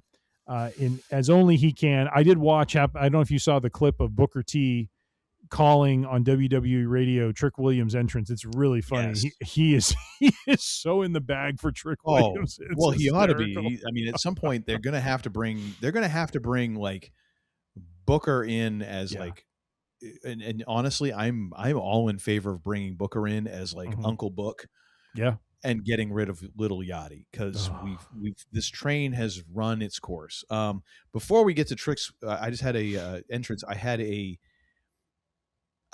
my notes here are only pain, because we have the "I Bring the Pain" theme song for Corbin now. I don't know if this is a thing for I him do like before. his entrance music, by the way. The music is good. It just doesn't match him, because the only pain Baron causes is my head figuring out how this jabroni got another contract. And then just when I think the pain was over, Yachty. It's like two of my least favorite things in a row. I have a note. Good God, Little Yachty gets his own entrance music and intro now. It's like ridiculous. Yeah. I mean, so here we get all Trick early. Trick sets up the table. Here's going to be my first piss and moan. First of all, who's the face and who's the heel? Because if you're the face, why are you setting up a table in a match that is not a no DQ? That is a heel move that you're going to take advantage of. And number two, like how is that not going to disqualify you? Now, if you're the chicken shit heel who's trying to keep your title by any means necessary, that makes sense. But in this sense, in this universe, I would think Trick is kind of the face and Baron Corbin is the heel. Now, but we don't really have that defined, which kind of sucks. I haven't been watching SmackDown, but it seems like Corbin has been kind of getting under Trick's skin, where he kind of, is choosing his shot at the right time and like frustrating him. So I wonder if that's why the table got brought out. Again, I didn't watch SmackDown, so I cannot speak to the veracity of this. Well, here's my other but this problem. is the story that I think was being told, is that Trick has this frustration with Corbin. And the thing that I thought was very refreshing for Corbin's character was I liked how he was very vicious in this match. Like there was a viciousness about him that I had not seen before in prior incarnations of him. So here's my problem. Go ahead. The way they're framing this is that Trick don't deserve what he's got. And okay, you want to make that argument. There's other guys you could maybe make that argument for to bring him down a notch and play it up as like your ego don't match like your accomplishments. You cannot do this with a schmuck who has gotten future endeavored by the company he just got brought back from after being given and handed, ladies and gentlemen, handed King of the Ring, Royal Rumble, the United States title, and still couldn't get his dumb ass over with 3 or 4 different gimmick changes to the point where they're like, we can't do nothing more. Go. Mm-hmm. And now they bring him back. They're going to fling him into this. And he's like, let me tell you, you don't deserve this. Dude, if there was one person in this scenario who don't deserve this push, it ain't the dude who's got the title and the fur coat. It's your dumbass. Sorry to say. Like you, and they even sent you back down to developmental to try and recapture whatever fracking magic you had down there. And then we come back and you're going to try and play. Like the thing is, I get that we want to propel Trick into more of a main event scene. And from that standpoint, it makes sense to take the title off of Trick. There are any number of other deserving wrestlers who could have done this.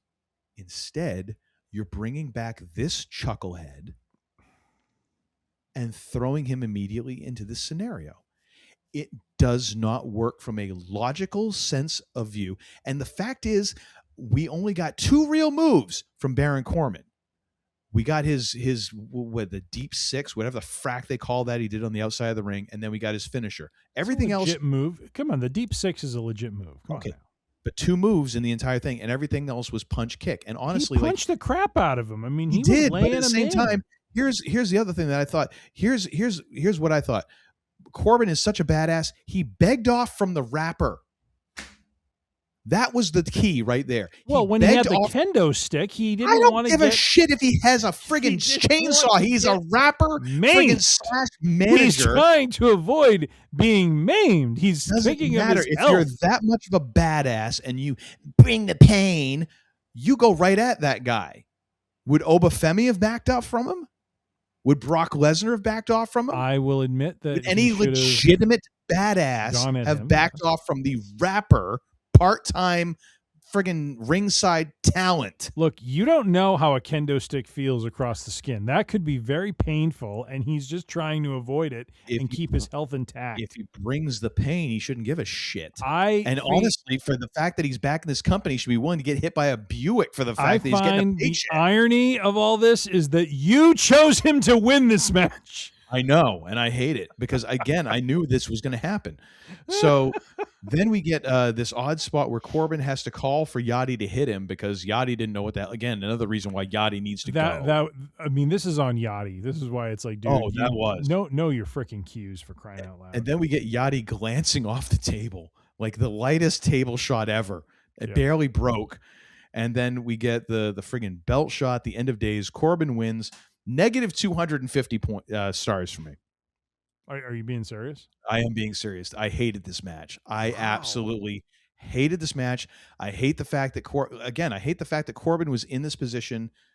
I knew he was going to win because this was the writing on the wall. Like, they're trying to get the belt off Trick. They already had him interact with CM Punk. Like, okay, we're trying to move him up. Great. I'm all in favor.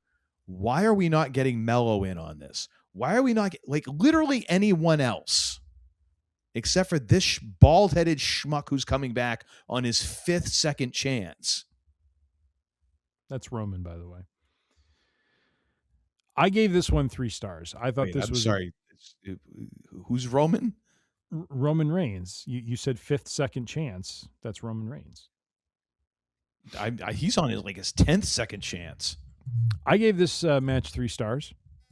I thought this was a. You need to be drug tested immediately. Not at all. Not at all. I need you to pee in a cup, and I need a hair sample. This is very, very salient and sober. Salient. Oh, look at who's been looking at a thesaurus while I'm ranting. Good for you.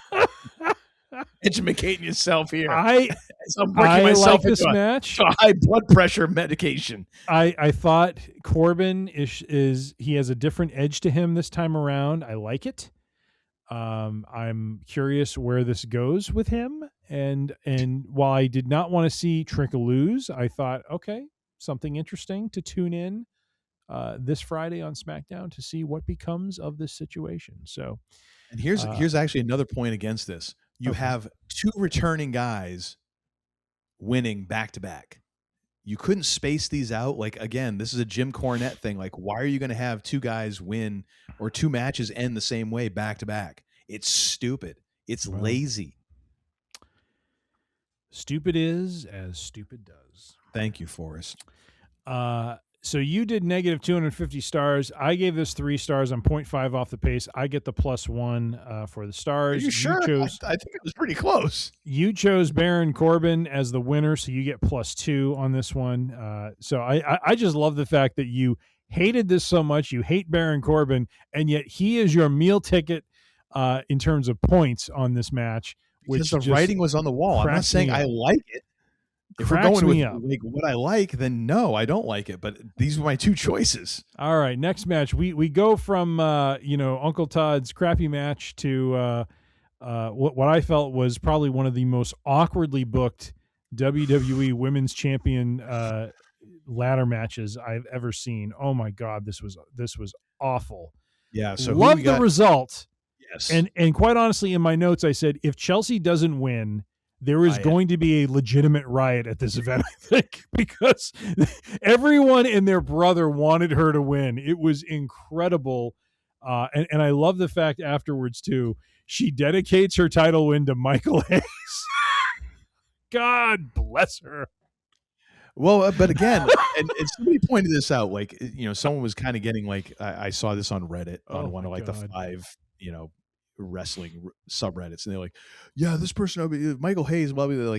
Like dude, you're watching the scripted reality show based off of the scripted television sports show. Like, it's all kind of kayfabe, to some degree. Like, and that's how I'm approaching it. Like, I'm like it, like when we watched season 3, like, it is WWE's chance to rewrite and tell you like how they think.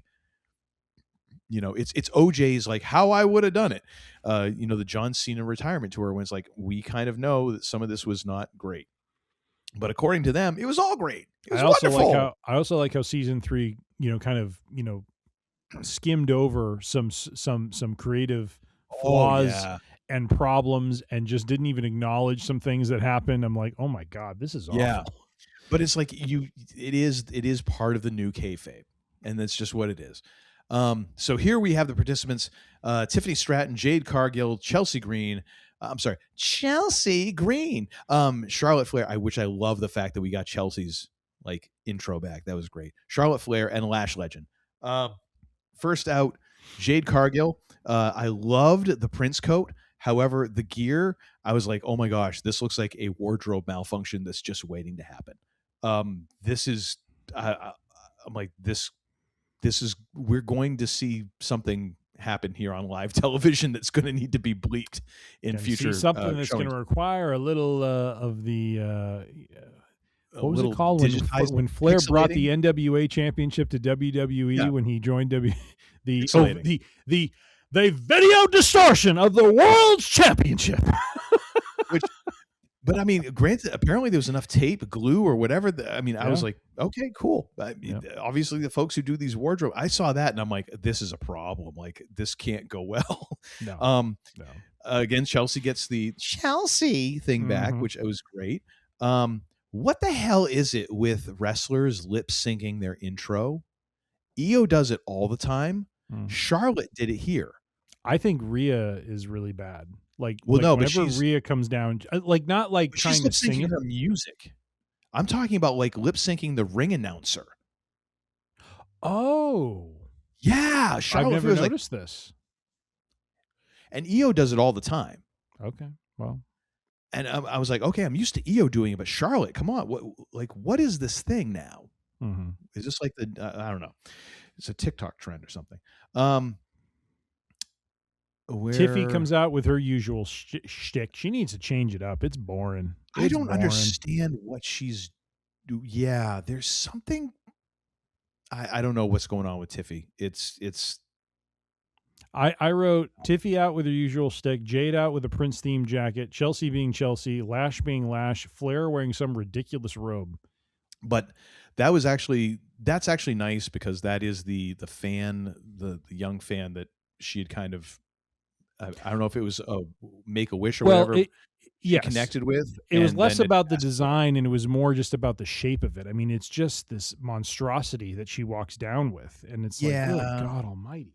I mean, it is kind of trying to go back to like the Queen thing that is mishmash of Ric Flair. Like that is a thing that is tough with her. Is unless they're going to do a complete makeover. It was easier when it was when she was a tag team with Alexa Bliss because she didn't have to necessarily do the whole shtick, and like her interactions kind of took away from it. When she's a single now, it's almost like she's locked into this thing, and that's why I was always a fan when they brought her back of going like almost to the point of like the Dark Queen, like making her like not just a heel but an ultra heel, like going so far over the top with it.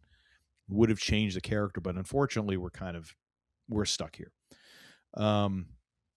So there was one moment where I had a note. I was like, Lash with a light tap on Flair. There was a lot of time in this match where it just seemed like things were off and not quite connecting. Jade taking forever to get a ladder out from under Flair, and then Jade and Lash obviously catching her. Like, there were so many times in this match where I'm like, if you can't pull the spot off without making it look like you're obviously trying to not harm somebody, just don't do the spot. Yeah. Just don't do the spot. Because like it breaks the whole reality. I'm not saying like hurt people. I don't want to see people hurt. Just don't do the spot. Yeah. Maybe go full Shatner. Don't do the spot. Anyways, what notes do you have? Because I think mine are kind of inconsistent here. Let's see. Jade and Charlotte hit the ground running. Lash seemed like she was moving awkwardly throughout the match, very slow and clunky.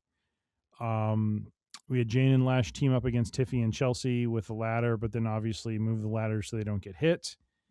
Let's see. Jade with a nasty German on Lash. I have a note here. They're clearly trying to go for some oh shit moments with Lash and Jade facing off, and then Charlotte and Tiffy, but the crowd isn't reacting to it. Like they're standing in the middle of the ring, and I think there's an expectation that the crowd's going to get amped up seeing these two face to face, and nothing happens. Partly because it kind of just falls flat. It's just like, okay. Well, the Tiffy and Charlotte thing has been forever ago. Yeah. And a lot of that was like kind of behind the scenes thing of like, you know, inside baseball, you know, smart fans knowing like, oh, they kind of went into business for each, you know, Tiffy going into business for herself with, you know, Charlotte's divorces and this. Okay, like that, but that's not a common knowledge. 40,000 people in the stands all know that. Yeah. And then you haven't seen Jade and Lash Legend before. Like, yeah, they're two imposing figures, but we really haven't seen Jade wrestle that much. So it's kind of like, oh, okay, well, this is the first time we've seen them. Like, why are we going to get that amped up? Yeah. The problem with these matches, like, I'll just say right now, like, there's such obvious setup going on. And I again, I don't want to see anyone get hurt. So I'm glad that they're making sure they're being as safe as possible. But at the same time, like, you maybe just do these less or have fewer spots and have more of a traditional match that then involves a ladder here and there instead of trying to make it all ladder all the time, because it makes the match so clunky. It's not really even enjoyable. Well, and the thing is they have to commit to the spots. I mean, you know, there were definitely some good spots where, you know, like Lash, you know, quasi power bombs Tiffy on the ladder. That looked nasty. But there was an awkward spot with Charlotte hanging from the belt holder with Jade and Lash, and that whole thing was bad. Trying to be like, right. to catch her. I'm like, it was so set up, and it was done in a way where it's like Charlotte had a legitimate shot at just grabbing the belt, and it's like, why didn't you just, like, anyone who grabs a hold of that belt holder, why don't you just grab the belt and just take the fall? Like, you get the belt, yeah, you're going to be in a little pain afterwards, but you're champ at that point. You won. Well, but even so, like, even before that, is like every time they do that, there was, and that's a problem with trying to do. They try to go for the belt grab so many times. Again, it's an obvious setup spot that if someone isn't right there and it's live friggin' TV with all these factors, your chances of getting that timing right are not great. Yeah. Just do fewer of those spots. Try and find the drama somewhere else that you can control a little bit better, rather than like, okay, when I get to the top of this 10-foot ladder, you need to be right here. Well, shit, there's 3 steps involved in that. Like, what if they're not? You're sitting there just holding the belt going, how do I make this believable that I'm not taking the belt off right now and just winning? Yeah. You don't. You just sit there and look like I'm obviously waiting. Yeah. I do have a note. Damn, Tiffy went for a ride off the ladder to the outside, man. She went for a freaking ride. Like, holy crap. I thought she was going to be like seriously hurt after that one, because she went flying outside after they pushed that over. One thing I think they did right in this match was, at first I was like, oh God, here comes B-Fab and Mitchin. And it's like, if this is how Chelsea loses, the place is going to freaking riot. I swear to God. But it was a great technique that they did with having that happen. And then Jade and Charlotte trading punches. The crowd is practically, trying to beg Chelsea into, cheer Chelsea into consciousness somehow, As she spends like the last like 2-3 minutes of the match, like hanging upside down from a ladder. Yep. It's just amazing. It's crazy. Everything is going on around her. She's just motionless. Yep.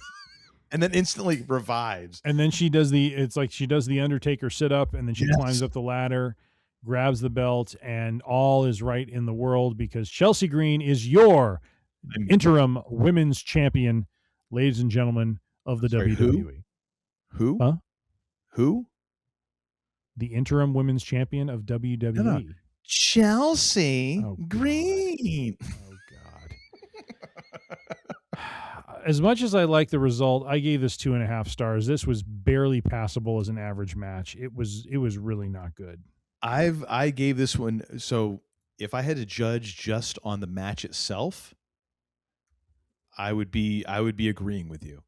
I give it probably 2 3/4 stars is the highest I would give for the match itself. However, you are high as a kite. No. You are high as a kite. No. How you think I'm high right now? Let me because of the result, 3.5 stars. Wait, huh? 3.5 stars because you're full of crap. Your bona fides are rejected, and you will not get them back for at least a year after that match was not 3.5 stars. You've got to be kidding me. No, the match itself, again, like we talked about this with night one. There was points where I'm like, this match is this, but because of the result, 3 3/4 stars. Or I'm sorry, no, 3.5 stars. Sorry. What is your final rating, for crying out loud? 3.5 stars. Okay. Because them actually handing this off, the finish and the moment of Chelsea winning, it is that catharsis of like, yes, you got this one right, finally. Like the person who probably should have won this championship a long time ago. It is that good feeling. And that's...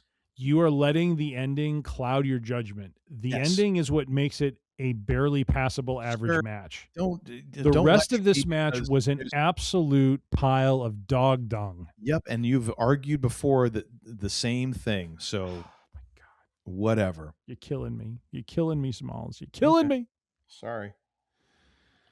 Well, of course you get the. I'm sorry, you're wrong. The star points because you cheesed your way into it. But nonetheless, once again, do you actually think I have this spreadsheet out when I'm doing? I'm barely able to get my snacks and my notebook together. Come on. Well, I do believe that. So yes, thank you. I appreciate that faint damning praise at least. I will give you that at least. So All right. next has to be the absolute funniest goddamn title that I think I've ever heard in my life for a match. And to hear Lillian Garcia have to say it out loud was even funnier. I missed the intro. I Human need to go back and watch Monies it. on a pole match, ladies and gentlemen. And this is after we've had. How did Lillian Garcia get brought in for this? Because Alicia Taylor the rest of the night, right? Both nights. Alicia Taylor only did, I think, the main event. Oh, okay. I don't know. The thing is, so here's the thing.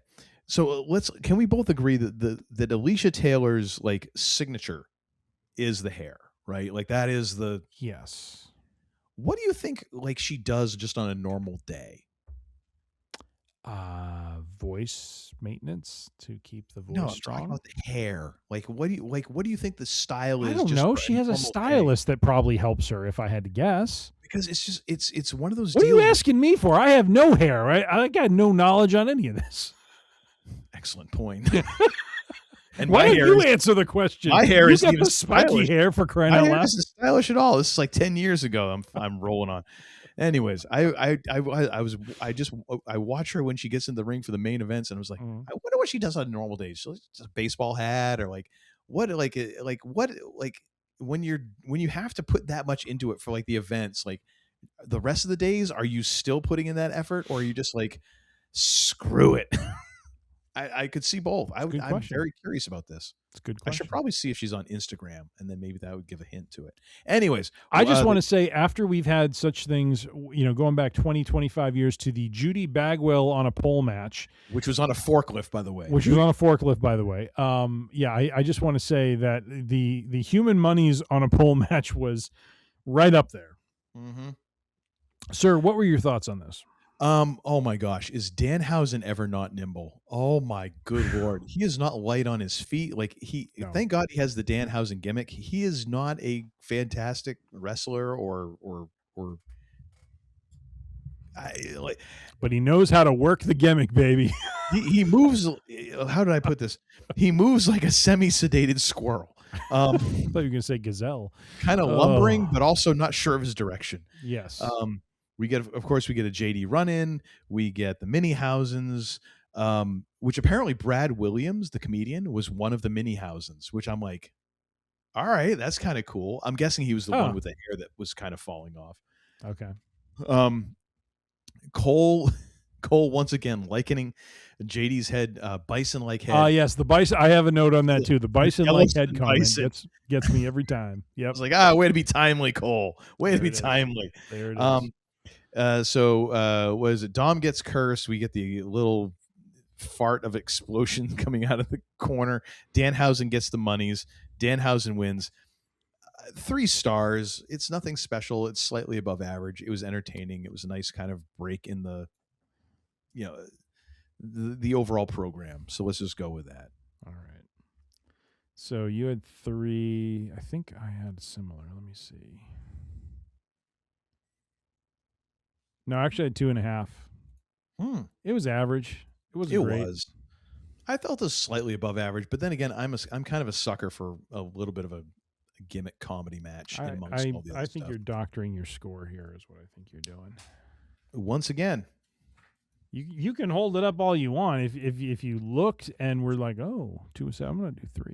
Again, like I barely am able to coordinate watching this thing. Like I was fighting, honestly. Like so. Night 1, I started watching late, and I actually kind of watched through all the commercials because I use that time as time to like go do other stuff or like whatever. Like I utilized the commercial breaks. This night, because you were watching live, or you started watching late, and I started watching late. You'd caught up to live. So I was trying to catch up to live so that we might be able to have banter back and forth without spoilers. And so I was trying to fast forward, but dear God, Netflix friggin' fast forwarding is the worst thing possible. It is awful. Well, so you are I was swimming with fighting the shark, sir. So yes, what I was fighting against that. Like I don't have time to do that. Snacks, have a beverage, and write notes. Like that's already 3 things more than what I can do at one time. You think I'm actually sitting there going, hell no. I do. then you are overestimating my abilities, sir, and All that right. is much to your chagrin and demise. All right. Next up, for the Intercontinental Heavyweight Championship, There we go. There we go. Penta is defending against Chad Gable. My big note here is I'm not sure what beat Chad is trying to clap on, but he's missing it. All of them. Every single beat. I just want to say Gable's entrance music rocks. That is all. It's starting to grow on me as cheesy as Kurt Angle without being Kurt Angle, because they did try to have Chad Gable's music, the Alpha Academy thing, mirror Kurt Angle. Now it's like his new music is so cheesy that I'm like, okay, it's starting to win me over a little bit. Mm-hmm. I still would not say it rocks. It does rock. It more pebbles. It rocks. Okay. I have no notes for this match because I was just infatuated with watching this. It was very good. It was very good. Penta's entrance rocks as always. Penta 153 days as champion, which is about the only number that is getting uttered on this show because they are not talking about the attendance. So, Gable and the stands looked a little more full on night 2 than night 1, but I could have been hallucinating. I was noticing the tarped off upper deck a bit more on night 2 than I did night 1, but it could have been the camera shots they were doing because they were kind of shooting different angles. I might have been full of poop. Gable and Penta with a handshake to start, and then some fast-paced action. I thought it was just a nice touch for a little sportsmanship to get things going. Mm-hmm. Gable with 3 Germans into a pin attempt. That was well done. Penta with a kick into a moonsault attempt was sick. The action was really fast-paced between these two. Crazy over the top, top rope. Crazy over the top rope to the outside by Penta. I forget what that's called, but whatever he does to launch himself over the top ropes. I mean, it's just the height these guys get is ridiculous. They had a slap fest, the two of them. We had a Penta driver out of nowhere. Penta hitting the sacrifice on Gable's injured shoulder was great storytelling. Mexican Destroyer into an ankle lock was nice. I thought that was kind of a nice reversal of that move by Gable. And the way that Penta was taking the way that he handled, I don't know if you call it taking it, but like the way he handled being in the ankle lock, where he wasn't laying down, like he was up on. Gable's got one leg and he's up on two hands and the other leg. Like he wasn't allowing him to get full leverage. I thought that was actually kind of a nice touch for protecting it in a way. Yeah. No, I did too. What else? Let's see. There's a German suplex on the apron. I just have ouch. Moonsault on Penta to the outside by Gable was sick. Flying headbutt by Gable. The left shoulder kind of came into play. I thought there was a nice little bit of storytelling there. Yeah. The partial Mexican Destroyer on the apron, it looked sick, but you could totally tell like Penta landed right on his rear end and Gable didn't absorb any of that. Oh, it took forever for him to like actually make impact. And my God. Like, he didn't quite get all of it. I'm like, that is saying something, Wade. Yes. Like you are underselling that to the max. The thing that I really liked about the ankle lock sequence was they were doing the teasing of him of Penta grabbing the rope. But man, when Gable hit the ground to lock it in, like right away you knew it was over. Like it was just a nice touch to the storytelling to be like, okay, Penta's done. He's out. He knows he can't get out of this now. Because oftentimes I've seen them do that sort of move where they kind of lock it in and then the opponent still makes their way to the rope. So I like that they did it this way. Nice touch with Penta. Grabbing the belt, but, kind of shushing the crowd and then kind of, putting the belt around his waist and kind of doing the celebration with him. And then, of course, his family comes in. The thing I absolutely love from Cage Side Seats was there was a post they put up where all of them were like, chatting with each other and literally were going around doing a health check to be like, dude, do you see like a guy, like a thing, like a creature with a cowboy hat on the ring with the root beers? And I mean, it was just really funny. They're just like, what the hell was that? Mug root beer sponsorship again. Like, figure, what the frack, dude? Like, I know. I get that you want to make money, but come on. Yeah. Like, just yeah. Anyways, not good. Gable wins. So Gable wins. He has his moment. It was really well done. He gets emotional and again, for a lot of these guys, we watch this and we see the story playing out and we're like, oh yeah, Chad's going to win.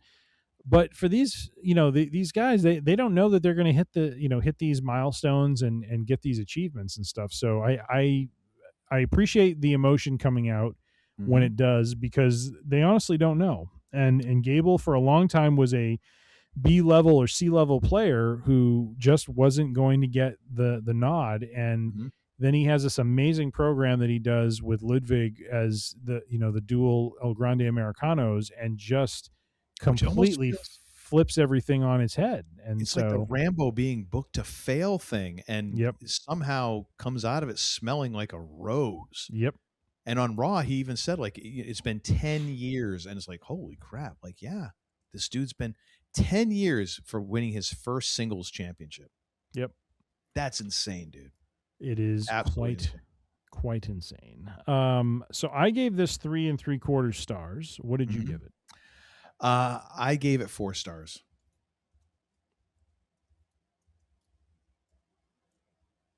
Oops. I don't have to write the stars part in. I mean, you can if you want. What's that?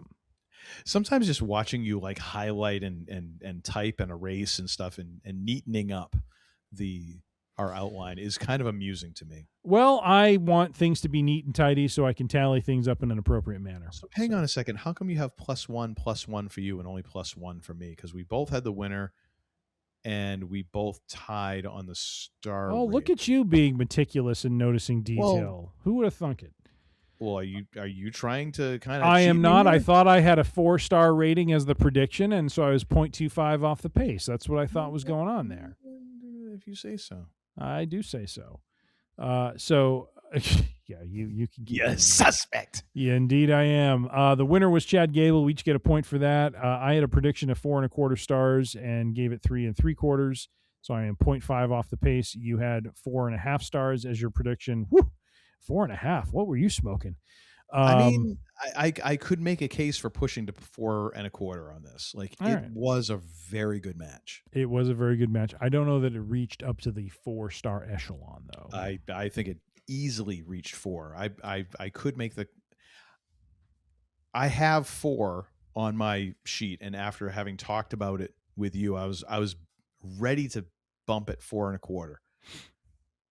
The ratings are final after the event is done, sir. You cannot change it while we're in mid adjudication. You got to be kidding me. I've done that to my own detriment before, like. Well, I'll take it when it's to your detriment. I just don't want to. I know you will, you son of a bitch. I know you will. Jeez. You sir can make fun of all of my go ahead and dig yourself in a hole if you want. Go ahead. As much as Liv Morgan, she might live rent free in my head or whatever. Sir, when you go with negative 250 points or whatever it is you do for Roman Reigns, it is phenomenal. I was already going to be off that mark, so I figured I would just make a point. Yeah. Which brings us to the main event for Sunday, and therefore the main event of this entire shenanigan. Indeed. Seth Franklin Rollins versus Roman Rigormortis Reigns. the reigning defending champion with the and like you like to set it up as the world's heavyweight championship. My first note here is, what in the clown shoes hell is Seth wearing? What the frig? Like, what was wrong with it?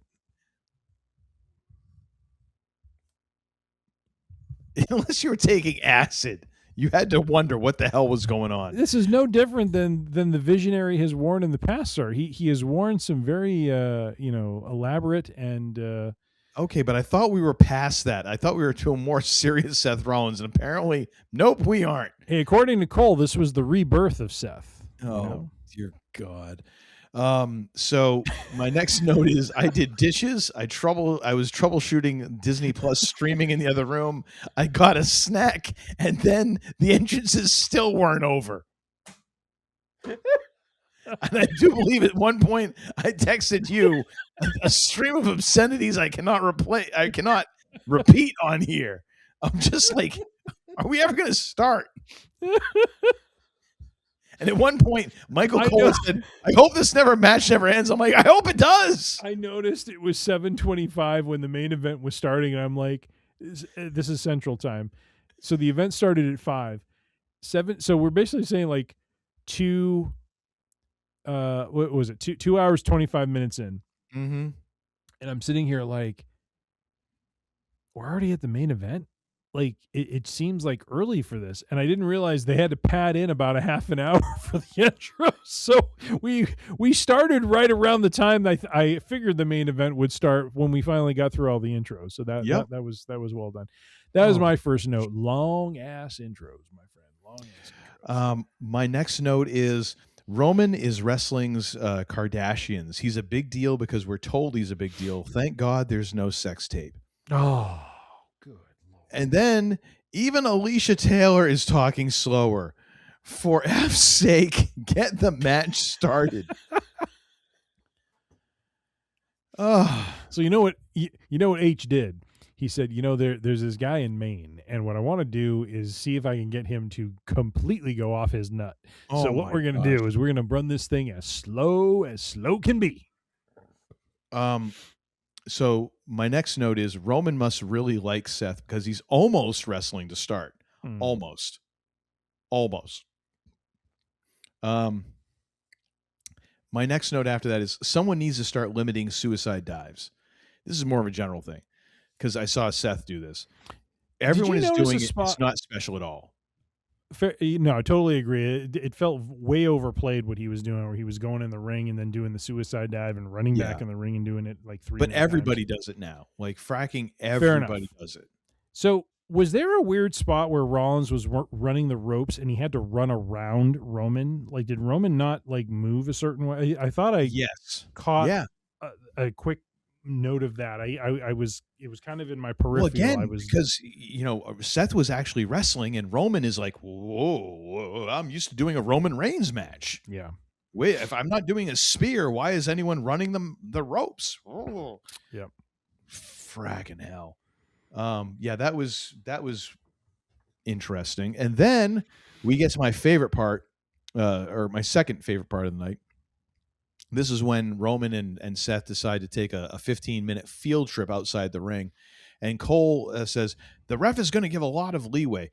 Cole has said that the ref was going to give a lot of leeway pretty much every match. Mm-hmm. So apparently rules don't matter anymore, and fracking sucks. This was inexcusable because then later on in the match, they tried to use the count out as a dramatic device. Ladies and gentlemen, I understand this is scripted. Ladies and gentlemen, I understand that this is not a legitimate competition in the sense that we think of a competition. However, even in a fictional world, you have to adhere to the rules which you have set forth. You're the one who controls this. If WWE decide, hey, it's ECW, there's no more countouts, there's no more DQ, you can do whatever the hell you want, okay, that's what goes. But they have established that there is a referee's 10 count for a countout, and yet these two assholes wander all around the lower bowl of frickin' Minnesota municipality Gopher frackin' stadium, and then they come back in. And then later in the same match, they have the audacity, I tell you, to then say, oh, well, the 10 count matters now. It wasn't like they were out there for 12 or a 13 count. They were out there for freaking 10 minutes, a 500 count. I think Roman is living rent-free in your head, my friend. That's what I think. So we get dueling shield bombs out there, and now the refs count matters. Of course, we're not selling certain moves because frig nothing matters anymore. And again, then we get into the friggin' smack talk. Like, we've already delayed this, like, anything significant happening in the match. Like, enough with this. Just friggin' wrestle. Do something of interest.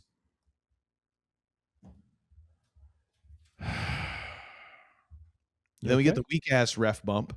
Okay. Then we get the Dean Ambrose tribute special. That was lovely. We get the spear to the official, which is the real ref bump. We get the chair bullshit. Then we get punches. Then we get, like, slowly I turn. Niagara Falls. The ref magically revives for the 18th spear of the match, and Roman wins. Western society is dead as we know it. Wrestling is dead. Roman Reigns has pictures of not only friggin' Triple H, but friggin' Michael Hayes, friggin' Michael Cole, and anybody else in a friggin' compromising position with a goat and sheep. And one of the mini houses. I don't know why we are still here. I don't know.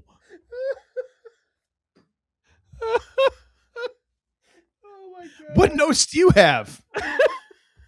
Jeez. Let me catch my breath here. My God. I knew it was going to be a little bit of heat, but I didn't realize it was going to be a fireball here. Jeez, I'm crow, my friend. Holy moly. I'm going to get another beer. Please do. Please do. What do I have here? Let's see. When they were outside, when Roman suplexed Seth onto the the wire protector thing, he like literally dropped him on, and you hear Seth just like, ow.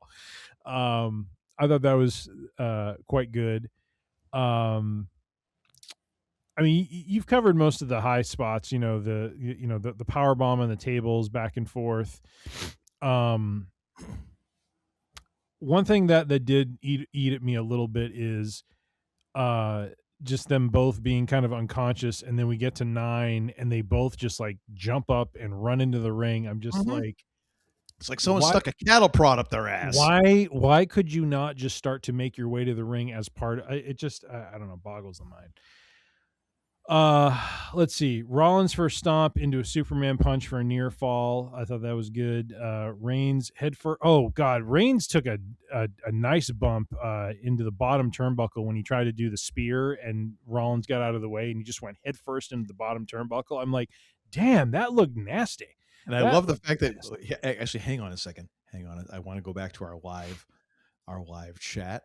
Hang on a second here. Yes. Oh yeah. Damn, Reigns ate the bottom turnbuckle. My response: good. Because yeah. Yep. So I think what you are maybe missing here a little bit is the layered story they brought in from the back. No. Here we go with the layered story. Hold on. Oh, please. No, wait, okay. Stop for a moment. You were all on board with, when they did this, when we had the Avengers Endgame moment in the Cody Rhodes Roman Reigns WrestleMania 40 match, right? Ish, yeah, but brought in all these different elements from the past that you were very much aware of. Yes.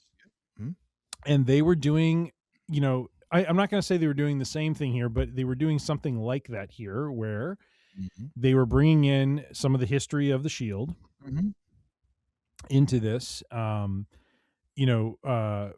going for the Falcon Arrow, and rather than, Superplex going for the Falcon Arrow, but when he went for it, Roman throws the guillotine choke on him. I thought was well done. And then they kind of went into this sequence where, well, actually not yet. So there was a spear for a near fall. Then we had the dueling buckle bombs. Well, can I just point out one thing that I'm just seeing in our text stream? Yes. When you said the superplex apparently affects no one. And I noted, I was like, notice how Roman had to sit on top of the ring post for a little while to rest. It's rough showing up for work once every 2 months. Granted, I'm not going to argue it. Not going to argue that. So we had dueling buckle bombs, which no one sold. No. And then we got into the John Moxley memorial segment where, Rollins does the crazy, kind of rockabye clothesline thing that he does off the ropes. And then Reigns does the whatever that DDT is that Moxley does, which was a nice touch. I thought it was interesting bringing the chair in, Seth with the chair, and then Roman with the chair, Roman throwing the chair to the side. I wrote down back and forth machismo battle. This was basically when they started to just kind of throw punches at each other, taking 10 minutes per punch. Yeah. And, I think we all aged about 50 years during that. And then 3 spears by Roman for the win. So I appreciated the match. I liked the match for the story they were trying to tell. And I liked afterwards how there was somewhat of a, putting things to bed moment with the two of them where they kind of honored their past, kind of had the nod of respect and went their separate ways. And so I liked it. I thought it was well done. I know you, sir, have a very different feeling on this. I actually gave this one 3.5 stars is what I gave it. What about you, sir?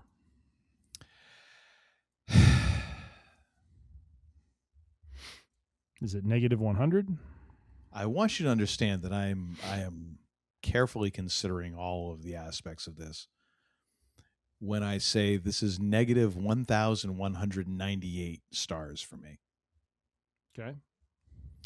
So I understand, and you rightfully call out like how I appreciated the on the left, Avengers assemble a moment at WrestleMania, whatever. Here's the thing. That story had actually been built on the present and then was informed by the past. This story came out of literally thin air of Seth Rollins showing up on Raw one night going, you know what? I think I want a title match. Like, Seth Rollins, Eric Cartman spoke for the trees in his. Well, I can't do Seth Rollins like sentient Mountain Dew Code Red voice. Okay, that is his speaking voice for his character, and that was where it came out of. It came out of one promo of like these two guys that they've interacted, but Seth had done nothing to earn a championship. Like there'd been no build to this. It was just like, I want a match with you because, hey, I'm getting old and you're old. Hey, let's have a match. And then I need to beat you. Like, okay. I mean, I guess from a like troubleshooting storyline. Seth historically had gotten the upper hand on Roman every time. So that was a legitimate. And I get that, but the fact that you like kind of just manufacture this out of thin air 3 weeks before the match and expect me to really give half a shit about it is a little far-fetched, especially then considering that Roman isn't going to show up again. And that like you kind of have this like, oh, well, it's all built on this history. It's built on history of a friggin' faction that was gone a decade ago. So you either need to build this a little bit more on, I don't know, what's happening now, or like build this as someone's retirement. Like this, but this was also out of thin air is just like, it's bullshit. So then like all of this, you have to know the lore and all this. It's like, I don't care. Like I've not watched for the past 15 years. Except for the fact that when Cody won, that was the linchpin that caused Reigns to lose. Reigns chose the chair and whacking Seth that cost him the championship, and that is essentially how Cody won the title. So it is a recent thing. It is something that is relevant because it was the downfall of his long title reign. But they never directly tied that in. again, like it's a little thing, but still, like it should be a thing. It's lazy storytelling of just saying, poof this thing out of thin air. And I get like, oh, and part of it is like, it sticks in my craw that yet again we are just asked to believe that Roman Reigns is a big deal because we're told he's a big deal. I love how we started this show with me marking out over Liv, and now we're ending the show with you. Go right ahead. I'm not making fun of you. I'm not making fun of you. I'm saying it's just funny to me that we both have our characters that we really struggle with. I'm on record of hating Roman Reigns' character for 4 years. Well, I'm okay with Joe. I can't remember his last name. Like the person, yes, I'm fine with him. Like I don't wish him as a person ill. Roman Reigns as a character can go suck on a tailpipe for all I'm concerned. Like there is nothing about this character that is interesting. Damn. Like and the fact, and I don't know whether it's because of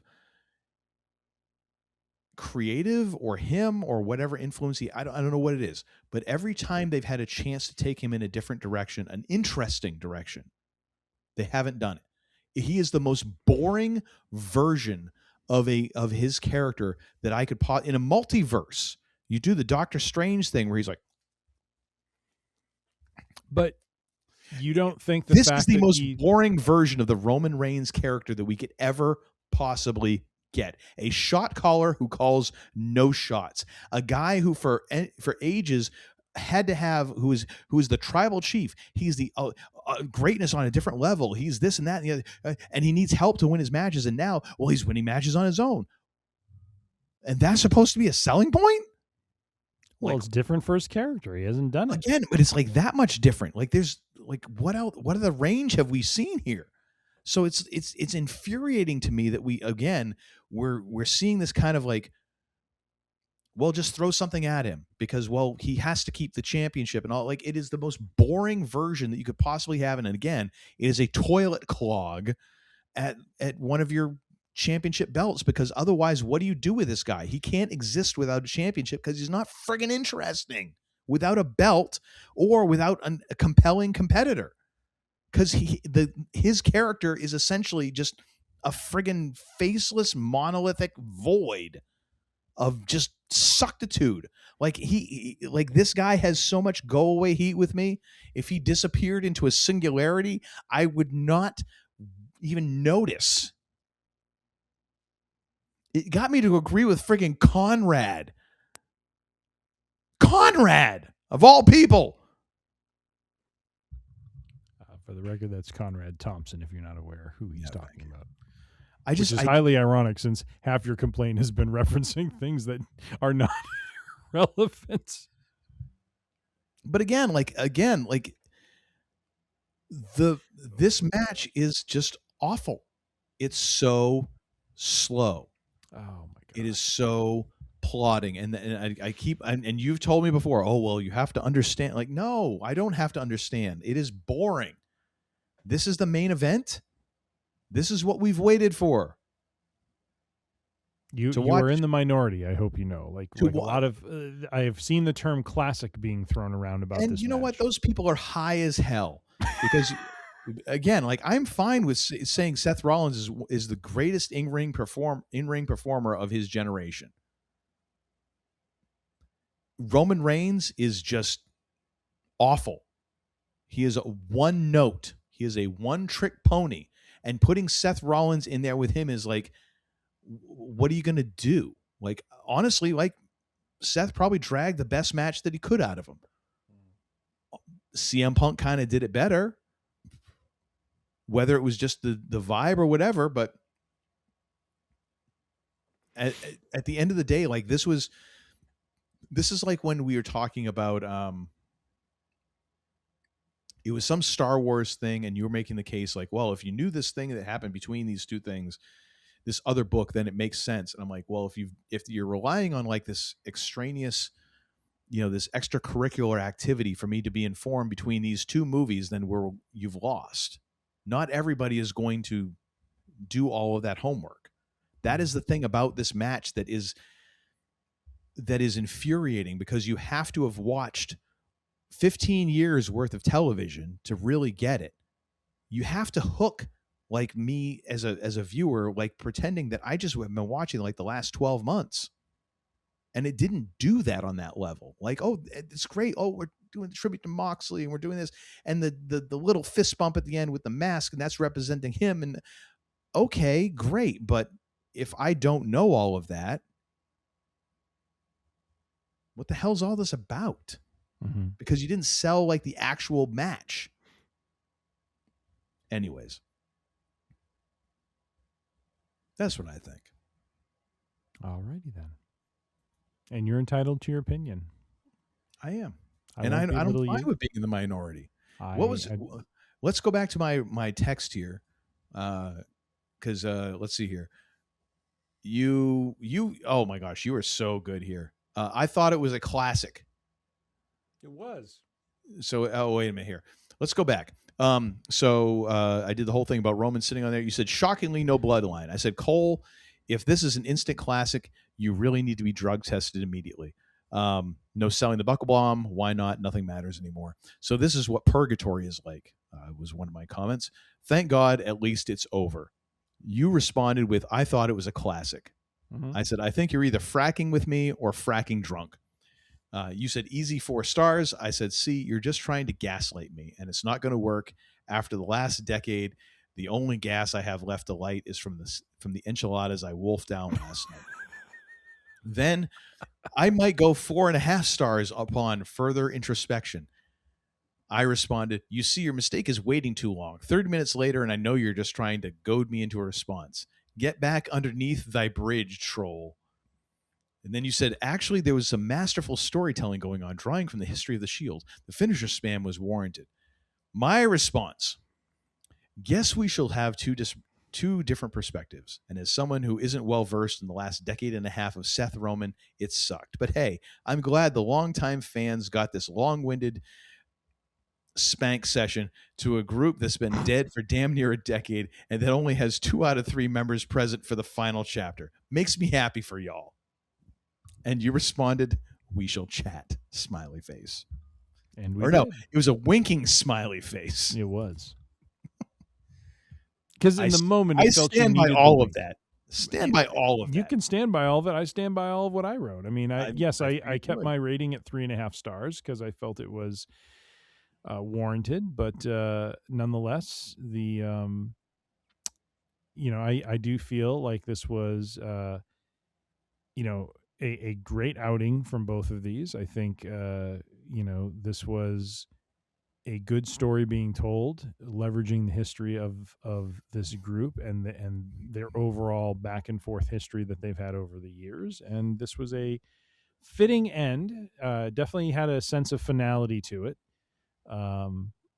which should make you happy. No, because Roman Reigns still has the title. Well, I know, and I know that it hurts you. It is ironic too that both of us are upset with the respective world champions for the men and females. I am frustrated because I feel like you somehow gotten access to RVD's stash and you didn't invite me. Not at all. Like you're sitting there like, oh, this is a great match. Not at all, my friend. And you didn't invite me over. Not at all. Weapons grade RVD stash. I'm trying to talk you into some more sensible ways of looking at this match. I think it's getting late. I'm gonna friggin' lose my mind. And again, I am not changing my rating, but I will say, I could have. My prediction was 4.25 stars. I should have stuck with that. I don't know why I went with 3.5. Probably should have because it sucked. No, it didn't. It was wonderful. In fact, I'm going to go up to 4.25 because, hey, you know what? It actually, given the fact you put negative 1,198, I'm going to go up to 4.5 stars on this one. Is what I'm going to go. It was a classic of the highest order. You're just no. You stick with your original friggin' rating. You friggin' bottom feeder.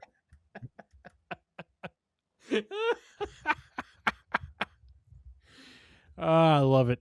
Can only take so much. Oh, come on now. You Let's move on to the side you're bets. entertained. You're entertained. I am not.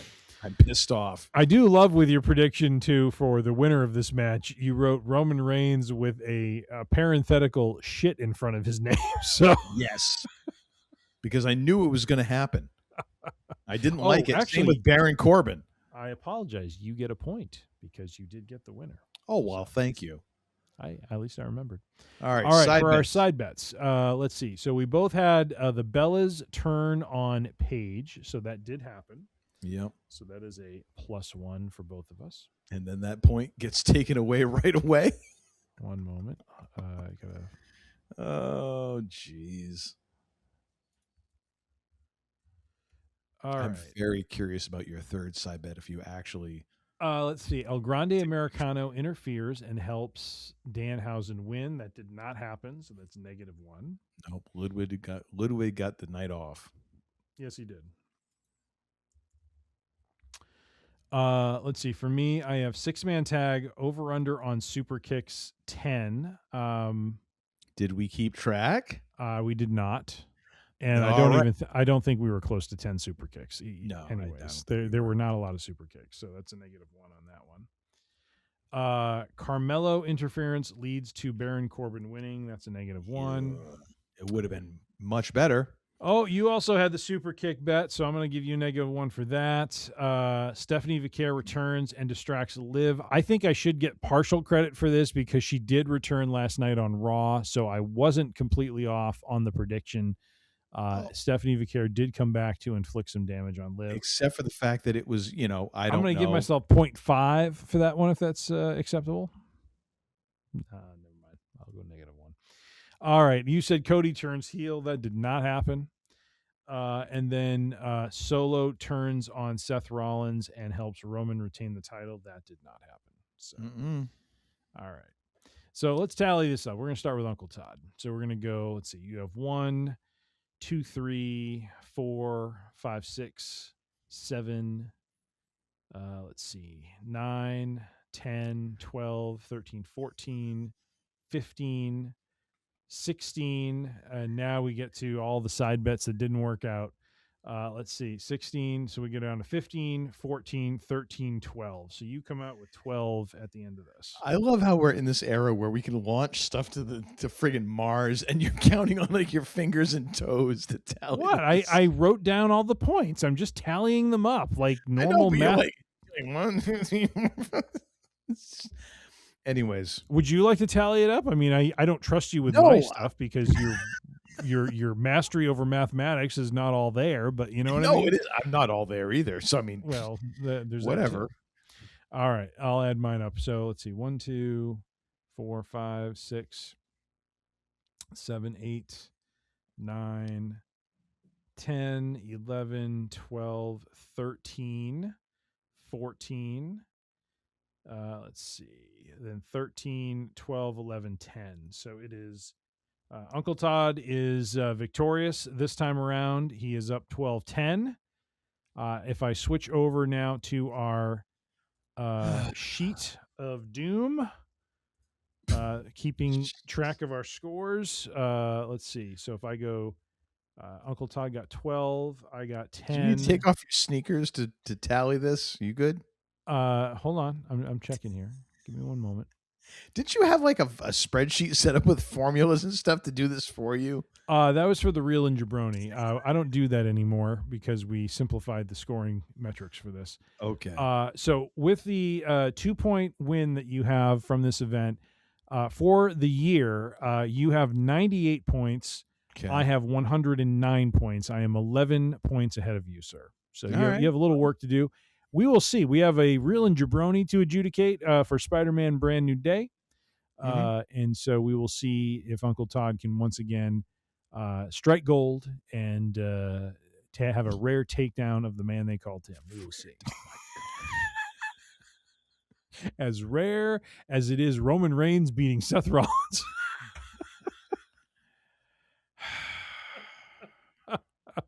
You're going to make me get into the whiskey, and I don't want to do that tonight. I just realized I don't know that I really read for our listeners what our predictions were. I kind of jumped right in.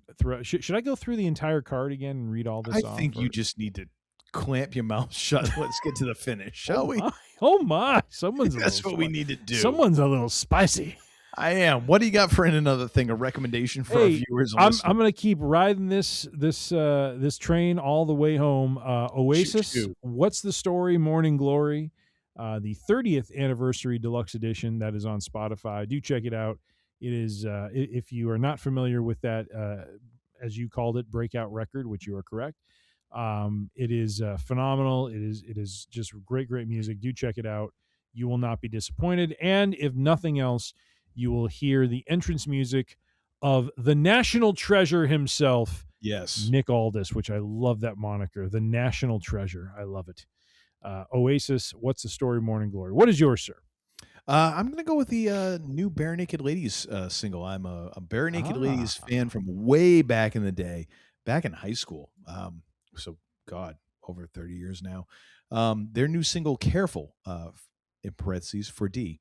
Mm-hmm.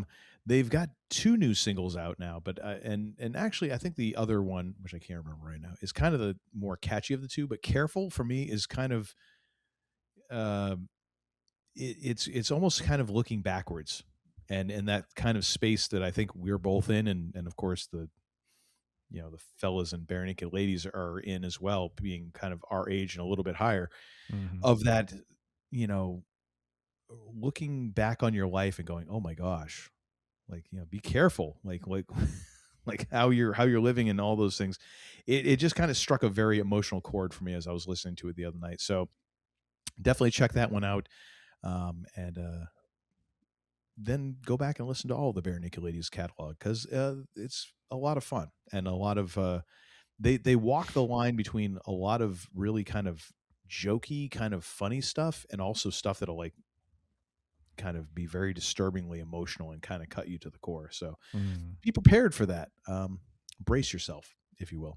And that, ladies and gentlemen, is it for Free Range Idiocy Friday. Thank you all for tuning in. Go to freerangeidiocy.com to get all of our shows audio-wise. Subscribe to the Podbean app, or you can also find us on Spotify, Pandora, Amazon, also Apple Podcasts, and many other purveyors of podcasts that you can find out there. All of our episodes are available in full glorious video on our YouTube channel, youtube.com/@freerangeidiocy. You have any thoughts, questions, concerns, send those to Tim at freerangeidiocy.com. And now, ladies and gentlemen, I'm going to hand this back over to the least idiotic member of this show, which, granted, I mean, it's neck and neck. But quite honestly, he's had a lead for quite a while, and I don't think I'm going to ever overtake him. But not before I ask the second most important question in all of human history. The first being, what is hip? The second being, what the hell did we learn this episode? We've learned the following. We've learned that every dog has his day, and as good as the Man They Call Tim is, every now and then, he has to throw a bone or two to Uncle Todd, and SummerSlam was one of those days. So, just want to say he, was a sportsman, if nothing else, and wishes Uncle Todd congratulations and much success in our next adjudication of the real injury. We've also learned that the Man They Call Tim is justified and fully correct in his assessment of Liv Morgan and her inability to prove worthiness when compared to such luminaries as Rhea Ripley, Io Sky, Charlotte Flair, and others. Meanwhile, Uncle Todd has a rare obsession with Roman Reigns that needs to be let go in the same way that Mr. Reigns has let the chair go. So,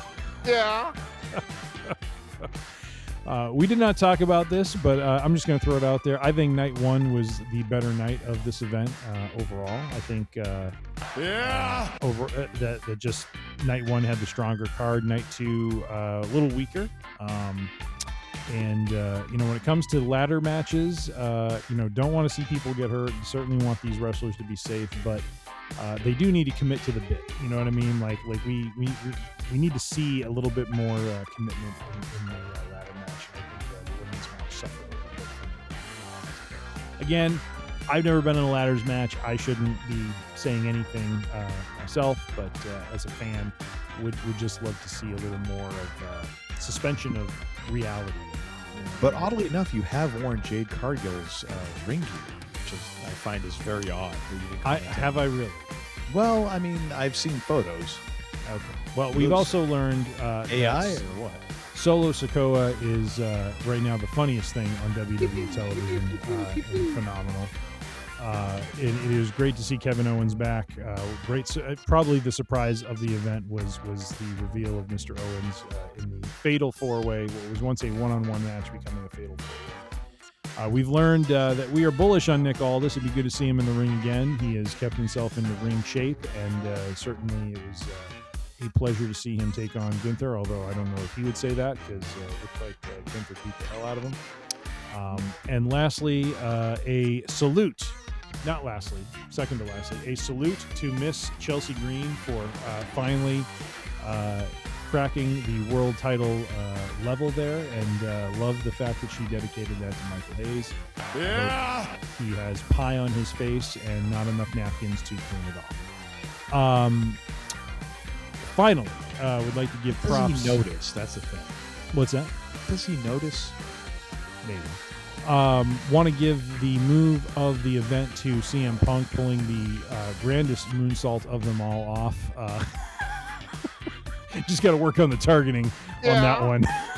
Might actually want to have a leg hit your opponent at some point, or some body part. It could have literally just had a sound effect of wah wah wah basically afterwards, and everyone would be like, "All right, fine, let's move on." Again, we have learned that Chad Gable, good to see him claim some Intercontinental Championship gold. And finally, we have learned that the Roman Reigns Seth Rollins match was an absolute classic. Don't do it. Absolute classic. Don't drawing do it. on history, storytelling. Don't do it, sir. Fine wrestling technique. I will find you. Just move on to the ending. Uncle Todd is a fan. Move on, sir. Move on, He is sir. in the running to be Move the on, sir. top fan and the leader of the Roman Reigns fan. Move on, sir. 4.5-star match, folks. Move on, sir. With all that being said, Yakima, Omaha, unicorn. Saskatchewan, unicorn. Corn. I'll slap you back to factory sentence. You suck. Oh my God. With all that being said, as we like to close things out here on the range, be safe, be healthy, be kind, be good to one another. You don't have to go home, but you can't stay here. The range is closed for now. 4.5 stars. See you. I like a Mussolini. That's right, I picked the wrong week to quit drinking. I beg your pardon, what did you say? Damn! You're such a disappointing pair. I prayed so hard for you. Get out. And don't come back until you've redeemed yourselves. So say we all. So say we all.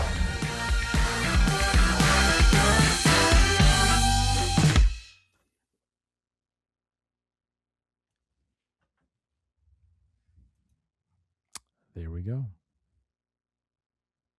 God, do we actually... Jeez, I didn't know what was going on there for a moment. Now get the hell out of here!